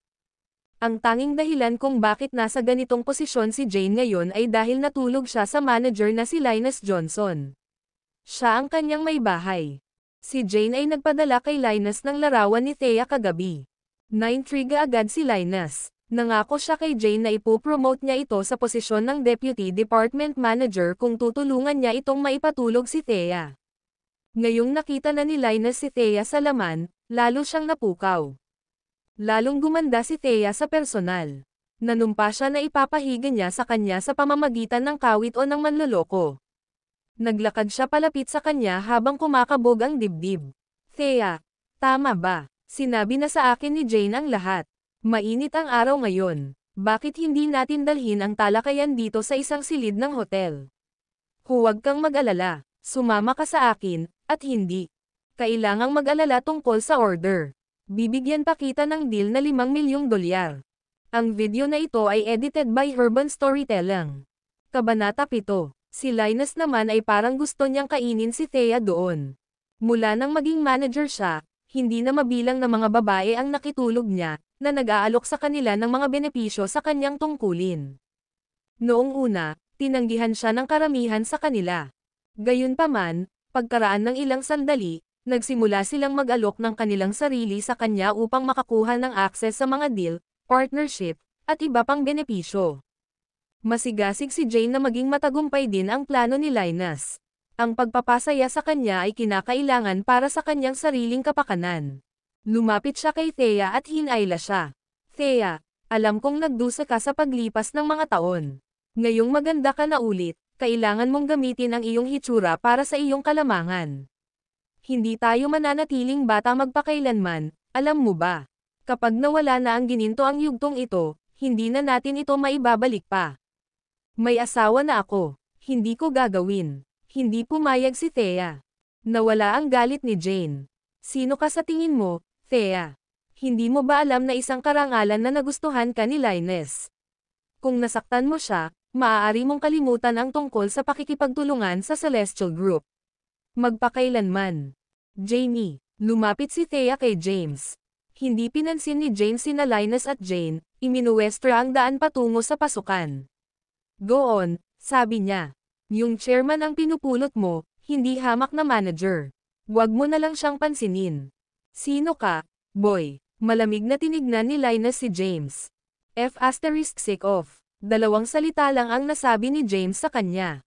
Siya pa rin ang maalamat na Dragon General ng Southern Plains kung tutuusin. Si Linus ay isang ganap na walang tao. Sa opisina ng chairman sa itaas na palapag ng gusali ng Celestial Group. Kanina pa hinihintay ni Alex si Thea. After all this time, hindi pa rin siya nagpapakita. Dahil sa labis na pagkabalisa, bumaba siya sa unang palapag, tinitingnan sa reception kung may babaeng nagngangalang Thea Callahan ang humiling na makita siya. Kinumpirma ng reception na walang dumating na may ganoong pangalan. Oh shitty, naisip niya. Si Thea ang asawa ng Dragon General. Kung kahit papaano ay namiss niya siya o ginulo ito, kahit ang kapangyarihan na taglay ng pangalang Yates ay hindi siya mapoprotektahan. Lumabas si Alex ng gusali, nagbabalak na maghintay sa pasukan para kay Thea. Paglabas na pagkalabas niya ay nakita niya ang kanyang manager na may kausap na 2 tao. Napatingin siya at nakita niya si James. Nanginig siya ng hindi sinasadya, halos manlambot ang mga tuhod. Pinunasan niya ang pawis sa kanyang mukha, mabilis siyang pumunta sa kanila. Jen. Bago pa siya makatapos ay sinaman siya ng tingin ni James. Agad na naintindihan ni Alex, mabilis na pinigilan ang sarili. Sabi ni James, Thea, hindi ba chairman yun? Bakit ka pa nakatayo dito? Sige na, ang kapalaran ko ay nakasalalay sa iyo. Sinundan ng tingin ni Thea at nakita ang kalbong lalaki. Nagningning ang mata niya. Siya ang chairman ng Celestial Group talaga, si Alex Yates. Haha, humagalpak ng tawa si Jane. Anong biro? Nasa opisina niya ang chairman. Si Linus ay nagsuot ng pangit na ekspresyon sa kanyang mukha. Thea, hayaan mo akong linawin ito minsan at para sa lahat. Kung hindi tayo pupunta sa hotel ngayon, hindi ka na makakagawa ng deal sa Celestial, kailanman. Kailangan niyang makuha si Thea. Ang bawat koneksyon ni Celestial sa ibang mga kumpanya at negosyo ay nasa ilalim ng kanyang pamamahala. Bukod sa mga pangunahing pakikipagsosyo, nagpasya siya sa pamamahagi ng mga karagdagang order. Kung haharingan niya ang mga kalahan sa loob ng Celestial, hinding-hindi makakatanggap ng order si Thea. Lumapit sa kanila si Alex. Gamit ang isang kahoy na ekspresyon, nagtanong siya, anong ginagawa mo? Wala ka bang trabaho? Sabay na lumingon sina Jane at Linus. Nawala agad sa mukha nila ang mapang-asar nilang mga ekspresyon nang makita nila si Alex. Sir. Nagsimulang pagpawisan si Linus. Kapag nalaman ng chairman ang kanyang ginawa, mawawalan siya ng trabaho. Ang tanging nagawa na lang niya ay magdasal na sana ay hindi marinig ni Alex ang sinabi niya kanina. Ibinuka ni Alex ang kanyang mga braso. Anong nangyayari? Bahagyang tinulak ni James si Thea na natulala. Natauhan si Thea. Hi, Mr. Yates. Ako si Thea Callahan mula sa Eternality Group. Nandito ako sa ngalan ng kumpanya para tuklasin ang pakikipagtulungan sa Celestial Group. Nais naming makakuha ng ilang mga order mula sa iyo. Dahil napaka-importanteng tao ni Alex Yates, pakiramdam ni Thea ay kakaunti ang pakikipag-usap sa kanya. Medyo nawalan siya ng kumpiyansa. Ang Kensington ay ang kabisera ng medisina. Mayroong libu-libong kumpanya ng pagpoproseso ng gamot na tumatakbo sa Kensington, at ang mga kumpanyang ito ay umaasa sa malalaking organisasyong parmasyutiko tulad ng Celestial upang mabuhay. Dahil hindi malaking kumpanya ang Eternality Group, hindi pa sila kwalipikadong magtrabaho sa isang kumpanyang kasing laki ng Celestial Group.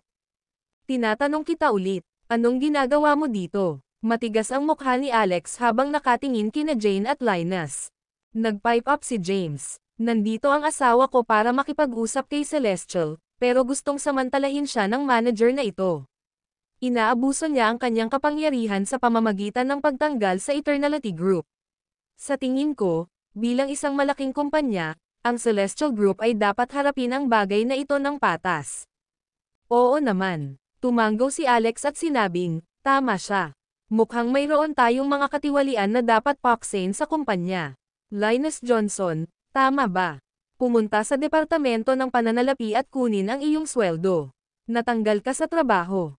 Ha? Nagulat si Linus. Ganun na lang ba siya natanggal? Sir, huwag mo siyang pakinggan. Napakaliit ng mga kalahan para makipagtulungan sa amin. Ang mga order ng Celestial ay para sa mga mas may kakayahang kumpanya. Iniistorbo nila ako, kaya nag-isip ako ng dahilan para paalisin sila. Ang ginagawa ko lang ay para sa kapakanan ng kumpanya. Gusto mo ulitin ko. At ikaw, ayusin mo ang mga gamit mo at mawala ka. Tinuro ni Alex si Jane. Lumingon siya kina James at Thea pagkatapos nun, nakangiti sa kanila. Miss Thea Callahan from Eternality Group, di ba? Dito sa opisina ko, pakiusap. Hayaan mo akong hawakan ito ng personal. Magalang na iminuwestre ni Alex ang kanyang braso. Natarante si Thea. Kailan pa naging ganito kagalang at madali ang chairman ng Celestial Group? Bahagya siyang tinulak muli ni James. Sige na. Ito ay isang gintong pagkakataon. Nasa iyong mga kamay ang kapalaran ko. Naabutan ni Thea at tumanggo. Ay, oo, okay. Siyempre, walang problema, Mr. Yates. Medyo kinakabahan siya. Sa nakalipas na 10 taon, halos hindi na siya umalis ng bahay. Marami na siyang nabasang hitsura at nakakuha ng maraming kaalaman, ngunit ito ang kanyang unang pagkakataon na magsagawa ng negosyo pagkatapos ng lahat. Higit pa rito, sinusubukan niyang makipag-deal sa chairman ng Celestial Group, ng lahat ng tao. Nawalan siya ng kumpiyansa at lumingon kay James, mukhang natatakot. Honey, Sa tingin ko hindi ko magagawa. Si Mr. Yates ay personal na nagpaabot ng imbitasyon sa iyo. Ano pang kinakatakutan mo? Tinulak siya ni James, go on. Hihintayin kita sa kotse. Miss Callahan, sa ganitong paraan, pakiusap. Bahagyang yumoko si Alex, muling iminuwestra ang kanyang braso. Nakagoggle sina Jane at Linus sa display na ito. Nasa labas sila ng building ng Celestial Group. Dahil sila ay isang malaking korporasyon, palaging maraming mga reporter na nakakubli. Marami sa kanila ang nagpa-picture nang makita nila ang eksenang ito. Ito ay magiging malaking balita. Si Alex Yates ang chairman ng Celestial Group kung tutuusin. Ang Great Four ay kahanga-hanga, ngunit kahit na kailangan nilang maglaro sa mga patakaran ni Alex. Ngayon ay napakagalang na niya sa babaeng ito. Sino siya? Saang pamilya siya nanggaling? Bakit walang nakakita sa kanya noon?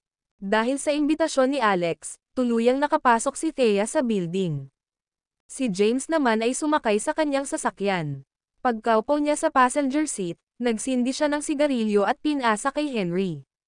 Ganoon din ang ginawa ni Henry at kinaladkad ito. Tinanong niya, General, kailangan ba ang lahat ng iyon? Ang kailangan mo lang gawin ay humingi, at ibibigay sa iyo ng mga yate ang kanilang buong korporasyon. Bumuga si James ng smoke ring. At bakit ko naman ito gugustuhin? Bilang regalo kay Thea, baka hindi niya magustuhan. Ang kailangan ko lang gawin ay suportahan siya sa kanyang mga pagsisikap. At saka, ilang beses ko bang sasabihin sa iyo? Huwag mo akong tawaging General. Nandito si James. Sorry, James. Mahirap tanggalin ang ugali. Sa itaas na palapag ng gusali ng Celestial Group. Dinala ni Alex si Thea sa kanyang opisina at siya mismo ang gumawa ng tsaa.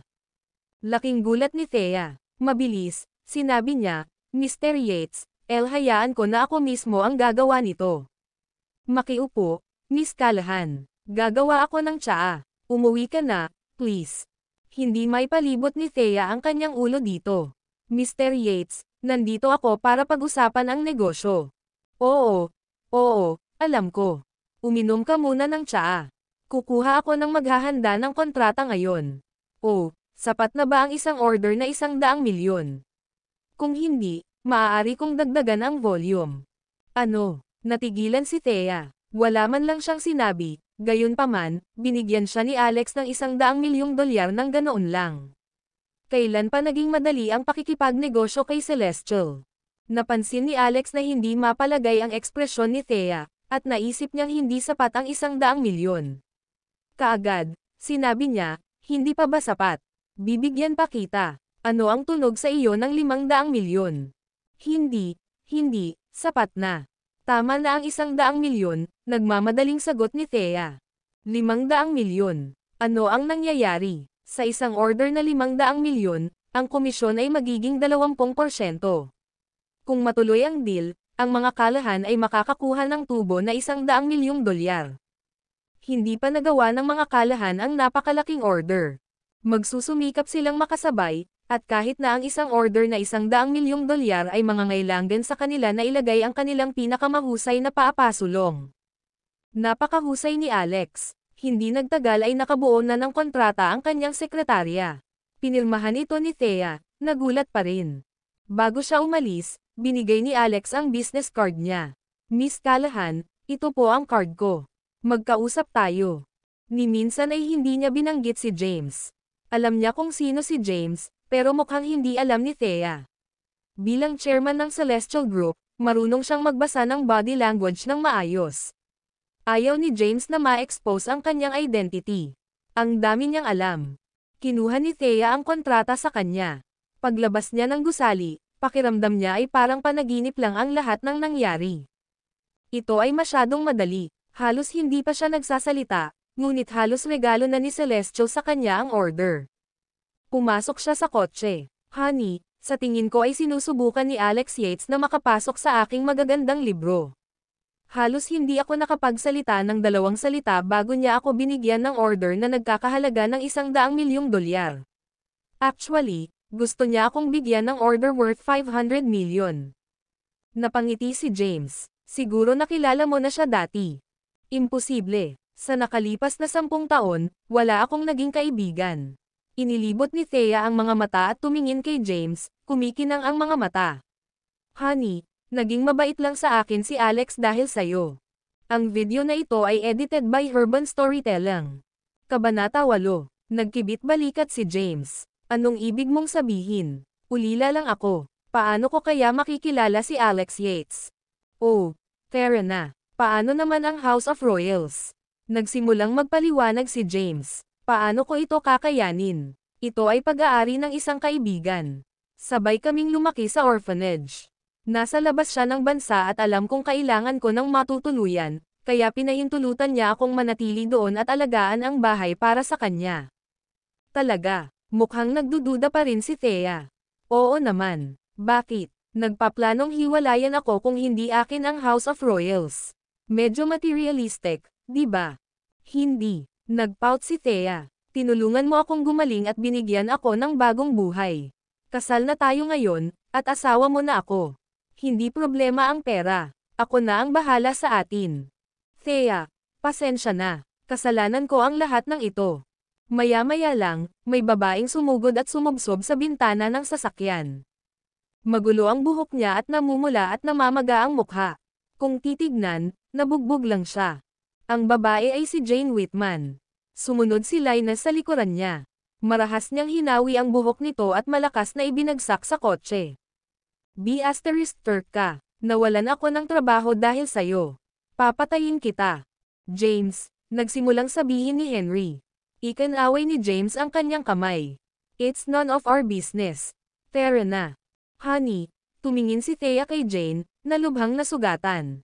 Nag-aalalang tinanong niya, mahal, magiging okay ba ang lahat? Ngumiti si James sa kanya.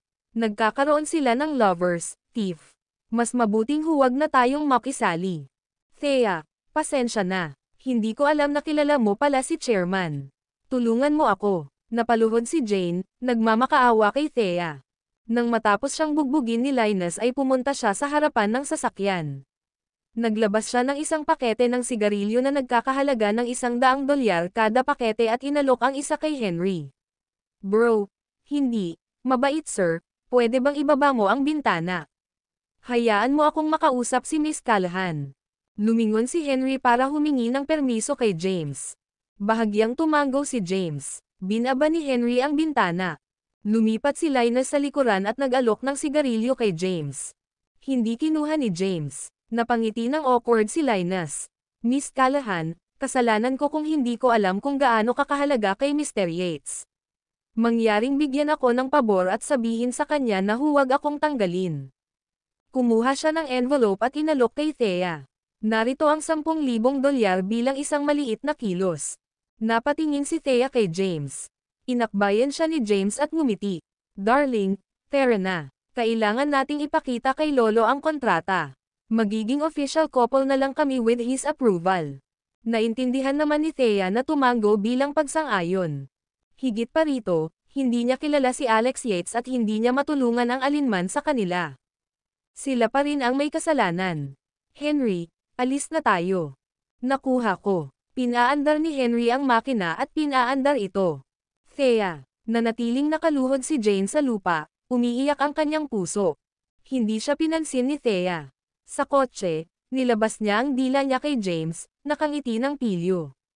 Honey, sa tingin mo ba pareho silang nawalan ng trabaho dahil sa akin? Sabi ni James, not entirely. Ang Celestial ay isang malaking kumpanya, at hinding-hindi nila papayagan ang isang manggagawang tulad ni Linus na sirain ang kanilang pangalan. Sa paraan ng pag-abuso niya sa kanyang kapangyarihan, ilang sandali na lang ay natanggal na siya sa trabaho. Ang ginawa mo lang ay madaliin ang mga bagay-bagay. Gumaan ang pakiramdam ni Thea matapos marinig ang sinabi ni James. Hindi nagtagal, nakarating sila sa Callahans. Mula nang malaman ng mag-asawang Callahan na nakabawi na si Thea sa kanyang hitsura, nagplano na sila para sa kanya. Inimbitahan pa ni Tommy ang isang kaibigan, planong ipakilala sa kanya si Thea. Ang kanyang kaibigan ay si Joel Xavier, isang playboy na nabalot ng mundo sa kanyang daliri salamat sa yaman ng kanyang pamilya. Kagabi lang, nagkaroon ng malaking dagok ang Xavier sa pagkamatay ni Warren. Si Joel ay walang pakialam sa buong bagay. Ano pa ang magagawa niya? Hindi niya kayang ibalik ang isang tao mula sa mga patay. Sa paglipas ng mga taon, ganap na nakontrol ni Warren ang pamilya. Paulit-ulit niyang binawasan ang allowance ni Joel. Ngayong patay na siya, ang ama ni Joel ang magiging bagong patriarka. Kapag nakontrol na ng kanyang ama, magiging mas mahalaga siya kaysa dati. Higit pa rito, simple lang ang libing ni Warren at walang pagluluksa ang pamilya. Ayon kay Tommy, nabawi ni Thea ang kanyang hitsura at napakaganda. He was here to see how beautiful she was now, given na sobrang pangit niya before this. Sa villa, pinalibutan ng mga kalahan si Joel, halos parang sumasamba sila sa isang Diyos. Naramdaman ni Tommy na mahalaga siya. Naka-cross legs siyang nakaupo sa sopa at sinabing, "Lolo, kaibigan ko si Joel. Nasabi ko na sa kanya kung gaano kaganda si Thea kaya naman nandito siya. Kailangang hiwalayan ni Thea si James at maging girlfriend ni Joel." Ngumiti si Lex bilang pagsang-ayon. Oo naman. Tamang-tama ang batang si Joel Xavier dito para sa ating Thea. Dumiretso sa ulo ni Joel ang pambabola ng mga kalahan at ikinatuwa niya ito. Ito ay kung ano ito ay tulad ng pagiging bahagi ng The Great Four sa Kensington. Kahit saan siya magpunta, may mga naghihintay na mag-butter sa kanya. Lolo, saktong pumasok si Thea kasama si James. Nang nasa bahay na siya, ginawa niya ang kontrata. Masayang sabi niya, "Eto ang kontrata sa Celestial Group." Nangangahulugan ba ito na maaaring manatili si James? Sabay boundary ni Tommy at tinuro si Joel na nakaupo sa couch. Thea, ipapakilala kita kay Joel Xavier. Alam mo naman kung sino ang Xaviers, di ba? Ang mga pinuno ng The Great Four. Bakit hindi ka magsindi ng sigarilyo para sa kanya? Halos maglaway na si Joel nang makita si Thea. Kilala niya si Thea noon nang pumangit ito. Ngayong maganda na ulit siya, mukha na siyang Diyosa. Mukhang sulit ang paglalakbay sa mga kalahan. Higit na mas maganda si Thea kaysa sa lahat ng babaeng naloko niya. Nangako siya na ihiga niya si Thea sa kama. Napatingin si Thea kay Joel. Ang titig nito ay labis siyang hindi komportable. Sino siya? Hindi ako nagsisindi ng sigarilyo para sa kanya. Watch your words, malamig na sabi ni Lex. Paano mo nagagawang magsalita ng ganyan kay Joel? Humingi ng tawad ka agad. Ikinaway ni Joel ang isang magnanimous na kamay. Mr. Callahan, huwag mo nang pag-alitan si Thea. Mahal ko ang mga matigas ang ulo. Gayun din, ano ang tungkol sa pagkuha ng isang order mula sa Celestial? Nagmamadaling magpaliwanag si Tommy. Noon napansin ni Joel si James, na nakatayo sa likod ni Thea. Akala niya si James ang driver. Sino ang nakakaalam na siya ang asawa ni Thea? Pinili ni Lex. Nagdilim ang ekspresyon niya. Mr. Callahan, gusto ko si Thea. Agad na ipawalang bisa ang kasal. Kung hindi, ang kailangan lang ay isang tawag sa telepono mula sa akin at mawawalan ng bisa ang kontrata sa Celestial. Huwag kalimutan na ang Xaviers ay ang pinakamalapit na kasosyo sa negosyo ng Celestial Group. Nakukuha namin ang lion's share bago maipamahagi ang mga order sa iba pang negosyo. Bahagyang sumulyap si James kay Joel. Nabalitaan ko na patay na si Warren Xavier. Ikaw ay isang Xavier, hindi ba? Bakit nandito ka sa halip na magluksa sa bahay? F*** ka. Umayo si Joel at hinawakan ang kwelyo ni James, itinaas ang kamay para sampilan siya. Hinarang ni James ang sampal. Marahang itinulak niya si Joel. Kahit na halos hindi na gumamit ng lakas si James, nadapa pa rin si Joel, na nahulog sa sopa. Lalo lang siyang nagalit. Bahagi siya ng The Great Four, sanay sa pagsamba sa kanya ng lahat. Ngayon, walang nagtutulak sa kanya. Worse, sino siya para banggitin ang kanyang yumaong lolo? Alam ng lahat ang tungkol sa pagkamatay ni Warren, ngunit walang nang-ahas na banggitin ito. Maliban kay James Caden. Gumawa si Joel ng switchblade at inihagis ito sa lupa. Malamig na utos niya, putulin mo ang isang kamay mo at ililigtas ko ang iyong buhay. Kung hindi, ako mismo ang papatay sa iyo. Tumayo si Tommy, malawak ang ngiti. Joel, maupo ka at magsigarilyo. Huminahon ka, masyadong madaling alisin ang basurang ito. Huwag magpigil sa aming account. Kahit mamatay siya, walang mag-aalaga. Kapag namatay na siya, magiging iyo na si Thea. Galit na galit si Thea, nagngangalit ang mga ngipin. Umupo si Joel at binigyan ng death glare si James. Para sa sinabi mo kanina, patay ka. Walang makapagliligtas sa iyo. Ngumiti si James na hindi pinansin ang lahat. Kung wala sila sa Callahans, patay na si Joel ngayon. Ipinasa ni Thea ang kontrata kay Lex sa mahinhin na paraan. Lolo, ginawa namin ang sinabi mo. Kung makakakuha tayo ng order mula kay Celestial, tatanggapin mo si James bilang asawa ko. Ang order na ito ay hindi lang nagkakahalaga ng 30 milyon. Ito ay nagkakahalaga ng 100 milyon. Mangyaring tingnan. Ano? 100 milyon. Nagulat si Lex. Lolo, kailangan mong marinig ito. Personal na inimbitahan ng chairman ng Celestial Group si Thea sa kanyang opisina. Maya-maya lang, may pumasok na babae sa kwarto, hindi makapaniwala ang ekspresyon niya. Ang video na ito ay edited by Urban Storytelling. Kabanata Siyam. Ang babae ay nakababatang kapatid na babae ni Tommy at anak ni Howard, si Megan Callahan. Pagpasok pa lang niya ay napansin na niya sina Thea at James. Hindi niya maiwasang mapatingin sa kanila. Lumapit siya kay Lex at ipinakita sa kanya ang isang artikulo sa kanyang telepono. Nakita ni Lex ang imahe ni Alex na nakayuko kay Thea, nakaunat ang braso. Siya ay nabigla. Iyon ay si Alex Yates, ang chairman ng Celestial Group. Sa Kensington, kahit ang The Great Four ay kailangang maglaro ayon sa kanyang mga patakaran. Inagaw niya ang kontrata sa mesa at kinumpirma na isa nga itong order para sa 100 milyong dolyar. Humagalpak siya ng tawa. Haha, magandang trabaho, Thea. Ikaw ay isang Callahan sa wakas. Oras na para sa Eternality Group na sumikat. Paano si James, Lolo? Ano, nandito si Joel Xavier. Pumasok ang isang medyo may edad na babae. Si Gladys iyon, ang nanay ni Thea. Napansin niya si Joel pagkapasok at paglapit sa kanya, may malaking ngiti sa labi. Ikaw dapat si Joel. Ang dami kong narinig tungkol sayo. Anong tingin mo kay Thea? Kung gusto mo siya, sayo siya. Nanay, galit na galit si Thea kaya napatapak ang paa niya. Pagtingin kay Lex, halos maluha na siya. Lolo, ginawa namin ang hinihiling mo. Nakuha na namin ang order, at kailangan mong tuparin ang iyong salita. Mukha namang masama si Joel. E paano kung nakuha mo na ang kontrata? Gaya ng sinabi ko, ang kailangan lang para ma-void ang kontratang ito ay isang tawag sa telepono. How dare you? Galit na tinuro ni Thea si Joel at tumingin kay Lex, nagmamakaawa sa kanya. Lolo. Ibinaba ni Lex ang kontrata. Hindi niya alam kung bakit personal na nakipag-deal kay Thea si Alex Yates. At muli, hindi may kakaila na ang Celestial Group ay malapit na kasosyo sa Xavier's. Kung nasaktan nila si Joel, maaari silang mawalan ng kontrata.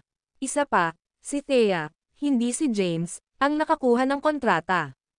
Puffing on his tobacco pipe, he said, Thea, nakuha mo ang kontrata. Wala naman itong kinalaman kay James. Paninindigan ko ang desisyon ko. Hiwalayan mo si James at pakasalan mo si Joel. Tama iyan. Mukha namang saplade si Joel na parang alam niyang nanalo siya. Kapag naging kanya na si Thea, gagawa siya ng paraan para mawala si James. Hindi siya naniniwala kahit isang segundo na masasaktan siya ni Lex Callahan para sa isang walang katulad ni James. Kung nasaktan nila siya, mahihirapan ang mga Callahan. Tuwang-tuwang sabi ni Joel, isang matalinong pagpili, Mr. Callahan. Ang tatay ko ay malapit ng maging padre de pamilya. Kung napasaya mo ako, makukuha mo lahat ng utos na gusto mo. Honey, naiiyak na tumingin si Thea kay James. Tumingin si James sa kanya, nagtanong, ano ang gusto mo, Thea? Matigas na sabi ni Thea, kasal na kami ngayon, asawa mo ako. Maliban na lang kung patay na ako, hindi tayo maghihiwalay. Tumanggaw si James at sinabing, tawagan mo si Alex Yates at ipaliwanag sa kanya ang sitwasyon. Tingnan natin kung totoo nga ba si Joel nang sabihin niyang pwede niyang i-void ang kontrata. Kung ganoon kalaki ang kapangyarihan ni Joel, sa tingin ko mas magiging masaya ka sa piling niya. Kahit papaano, mas mabuti pa kaysa manatili sa isang mahirap na tulad ko. Ang mga Callahan ay tumingin kay James na may bahagyang paghanga. Napangiti si Lex, James, matalino kang tao. Huwag kang mag-alala, tutuperin ko ang aking salita. Pagkatapos ng diborsyo, babayaran kita ng $500,000. Hindi alam ni Thea ang iniisip ni James. Nag-aalala siya na pakiramdam ni James ay wala ng ibang pagpipilian. Hinawakan niya ng mahigpit ang kamay ni James. Honey, huwag kang mag-alala. Sisiguraduhin kong mananatili ka. Kapag sinubukan ka nilang paalisin, papatayin ko ang sarili ko. Tawagan mo si Alex Yates. Okay. Nilabas ni Thea ang phone niya at ang business card ni Alex. Akmang tatawagan na niya, inagaw ni Gladys ang telepono sa kanyang mga kamay. Tama na ang kalokohang ito. Ang basurang ito ay sumang-ayon sa diborsyo. Bakit ang tigas mo pa rin? Ano ang magandang may dudulot ng pananatili sa kanya? Mas magaling si Joel. Kumaway ng kamay si Joel, walang pakialam sa mundo. Hayaan mo siyang tumawag para sumuko na siya. Thea, tanungin mo kung gustong makatrabaho ni Celestial ang mga Xaviers o ang mga Callahan. Pumayag naman si Gladys at ibinalik ang telepono kay Thea. Mukhang nanalo na si Joel. Ang mga Callahan ay isang pangalawang rate na pamilya lamang sa Kensington. Walang paraan na isuko ni Celestial ang pakikipagsosyo sa Xaviers. Nakakonekta ang tawag. Mr. Yates. Ako ito, Thea Callahan. Pumirma kami ng kontrata kanina. Oo, ako ito. Sinabi ni Joel Xavier na maaari niyang i-void ang kontrata na pinirmahan ko lang sa iyo. Sa opisina ni Alex Yates. Galit na galit si Alex. Sigaw niya, Joel. Aling Joel? Joel Xavier. Walang sino man ang may autoridad na magpawalang bisa sa kontratang pinirmahan ko. Ang Megatron Group ng Xaviers. Tinanong din ni Joel kung mas gusto mong magtrabaho kasama ang mga Xaviers o Callahans. Wika ni Thea sa maliit na boses. Ang mga Xavier ay bahagi ng The Great Four, at ang mga Callahan ay isang pangalawang rate na pamilya. Okay, relax, Thea. Let me check at tatawagan kita kaagad. Oo naman. Binaba ni Thea ang tawag. Mukha namang masungit si Joel. Paano nangyari? Sabi ni Thea, sinabi ni Mr. Yates na tatawagan niya ako. Pagkababa ni Alex ay nagsagawa agad siya ng investigasyon. Hindi niya kailanman pinapansin ang mga partnership ng kumpanya. Karaniwang hinahawakan ito ng vice-presidente. Ipinatawag niya ang vice-presidente, nalaman na kakapirma pa lang ni Celestial ng isang kasunduan sa Megatron Group ng Xaviers na pinayagan silang mag-dibs muna sa mga order. Walton, natanggal ka. IPAC ang iyong mga gamit at mawala ka. Inutusan ni Alex ang business department na kanselahin ang lahat ng mga order sa Megatron. Mula ngayon, hindi na makukuha ng Megatron ang alinman sa kanilang mga order. Nang makapag-ayos na siya, binalik niya ang tawag ni Thea. Hi, Thea. Naisip ko na ang lahat. Kinansela namin ang lahat sa Megatron. Mula ngayon, ang Eternality Group ay makakakuha ng unang dib sa aming mga order. Makakatuwa ba iyon sa iyo? Naka-loudspeaker ang phone ni Thea. Narinig ng lahat ang sinabi ni Alex. Nagulat sila. Si Joel lang ang tumatawa. Thea, sinong tinawag mo? Matapang siya, di ba? Ano ito tungkol sa pagkansela ng lahat sa Megatron at pagtatrabaho sa Eternality? Tanging isang tanga ang gagawa ng pagpipiliang ito. Nagbayad ka ba para magpanggap na chairman ng Celestial? Malakas na nagsalita si Joel at pinalakas ng loudspeaker ang boses niya. Malinaw na narinig ni Alex ang lahat. Nawala ang galit niya. Joel Xavier, oo, simula ngayon, tapos na ang Xavier. Pagkatapos noon ay hininaan niya ang kanyang boses at sinabing, Thea, huwag kang mag-alala sa mga utos. Walang makakakansela sa kanila. Pinaghirapan ka ng Xaviers eh. Maghintay ka. Aayusin ko agad. Mabangkarot ang Xavier sa loob ng kalahating oras. Binaba ni Alex ang tawag. Pagkatapos, naglabas siya ng isang string ng mga order. Wala akong pakialam sa ginagawa mo. Gusto kong mabangkarot ang Xavier sa loob ng kalahating oras. Si Alex Yates ang chairman ng Celestial Group. Kahit na siya ay nagmula sa kabisera, siya ay isang makapangyarihang tao pa rin sa Kensington. Kung gusto niyang mabangkarot ang mga Xavier, gagawin ito. Mukhang natuwa si James sa mga pangyayari. Nang tingnan niya ang nalilitong ekspresyon ni Thea ay napangiti siya. Thea, I think medyo mahal ka ni Mr. Yates. Ikaw ba ang kanyang diyosa? Mukhang nena si Joel. Paano malugi ang Xavier sa loob ng kalahating oras? Napakalaking biro. Maya-maya lang ay nakatanggap siya ng tawag mula sa kanyang ama. You little B*****. Anong ginawa mo kinansela ni Celestial ang partnership sa Megatron? Nawalan ng masabi si Joel. Ang video na ito ay edited by Urban Storytelling. Kabanata 10. Napasubsob si Joel sa sahig. Kinansela ng Celestial ang pakikipagsosyo sa Megatron. Paano ito naging posible? Tinawagan ba ni Thea ang aktwal na chairman ng Celestial Group? Sa pagtingin kay Joel, alam ni James na kinansela ni Celestial ang kanilang kasunduan ni Megatron. Sa opisina ng direktor sa Megatron Group, si Mark Xavier ay abala sa pagsigaw kay Joel. Sinabi sa kanya ni Celestial na galing ito sa chairman. Si Joel ay nakasakit ng isang taong napakahalaga. Sir, sabi ni Celestial, compromised daw ang quality ng gamot natin. Ay demand nila tayo ng 3 bilyong dolyar. Sir, hinihiling ng bangko na bayaran namin ang aming utang ngayon din. Sir, isa sa aming mga pabrika ay isinara ng mga may katuturang awtoridad dahil sa posibleng paglabag sa kalidad. Sir, binibenta ng mga shareholders natin ang shares nila. Bumababa ang presyo ng ating share. Nawalan tayo ng milyon-milyong dolyar. Sir, nalugi na si Megatron. Lahat ng negosyo natin ay apektado. Marami sa kanila ang isinara at iniimbestigahan. Halos mawalan ng malay si Mark na pinapagalitan pa ang anak sa telepono. Narinig ni Joel ang lahat sa telepono. Alam niyang tinawag ni Thea ang totoong Alex Yates. Tinupad niya ang kanyang pangako, na naging sanhi ng pagkalugi ng Xavier sa loob ng kalahating oras. Basang-basa ang buong katawan niya sa pawis.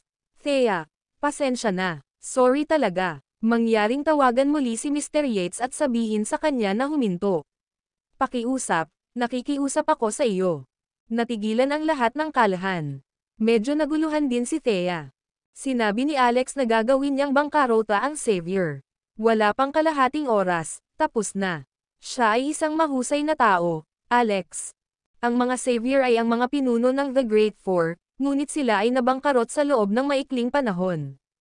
Ang chairman ng Celestial Group ay isa talaga na hindi dapat pabayaan. Alam ni Lex na tapos na ang mga araw ng mga Xaviers, habang ang mga araw ng mga kalahan ay magsisimula na. Iniutos niya, security, itapon mo si Joel Xavier. Lumapit ang dalawang security guard at kinaladkad ang nakaluhod na si Joel. Thea, pasensya na po. Mangyaring bigyan ako at ang aking pamilya ng isa pang pagkakataon. Nawala ang mga tunog ng pagmamakaawa ni Joel. Sinenyasan ni Lex si Thea na umupo sa tabi niya. Halika, Thea, umupo, huwag tumayo. Si Thea ang pangunahing tauhang babae ng pamilya ngayon. Salamat sa koneksyon niya kay Alex Yates, nagsisimula pa lang ang kanilang glory days. Naglabas ng utos si Lex. Mula ngayon, si Thea ang magiging executive chairman ng Eternality Group na may buwanang sweldo na 300,000 dolyar. Sandaling sumagot si Thea. Talaga, hinahayaan mo akong maging chairman na may sweldong 300,000 dolyares. Siyempre naman, paano si James? Dahil gusto mo siya, maaari siyang manatili sa ngayon. Tuwang-tuwa si Thea. Tumayo siya at hinawakan ang mga kamay ni James na parang batang babae.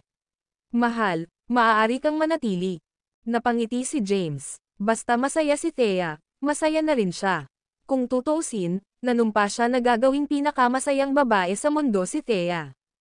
Nagulat ang lahat ng Kensington. Kagabi, namatay si Warren Xavier. Ngayon, nabangkarot ang Xavier. Wala na ang mga pinuno ng The Great Four. Bumagsak mula sa biyaya, sila ngayon ay isang pamilya na puno ng utang. Sa Xaviers, sa loob ng isang araw ng pagbabalik ni Trent, ang pamilya ay lubusang nabangkarot. Sa foyer, nakaluhod sa lupa si Joel. Tito, kasalanan ni Thea Callahan. Tinawagan niya si Alex Yates at kinanselan niya ang partnership. He made us bankrupt. Umiiyak na sabi ni Joel habang nagkukwento, nagmamalabis sa tingin niya. Basag. Nabasag ni Trent ang basong hawak niya. Madilim ang ekspresyon niya habang sinasabi, Alex Yates. How dare you go against the Xaviers? Hindi ka mapoprotektahan ng iyong pamilya. Thea Callahan, mamamatay ang pamilya mo.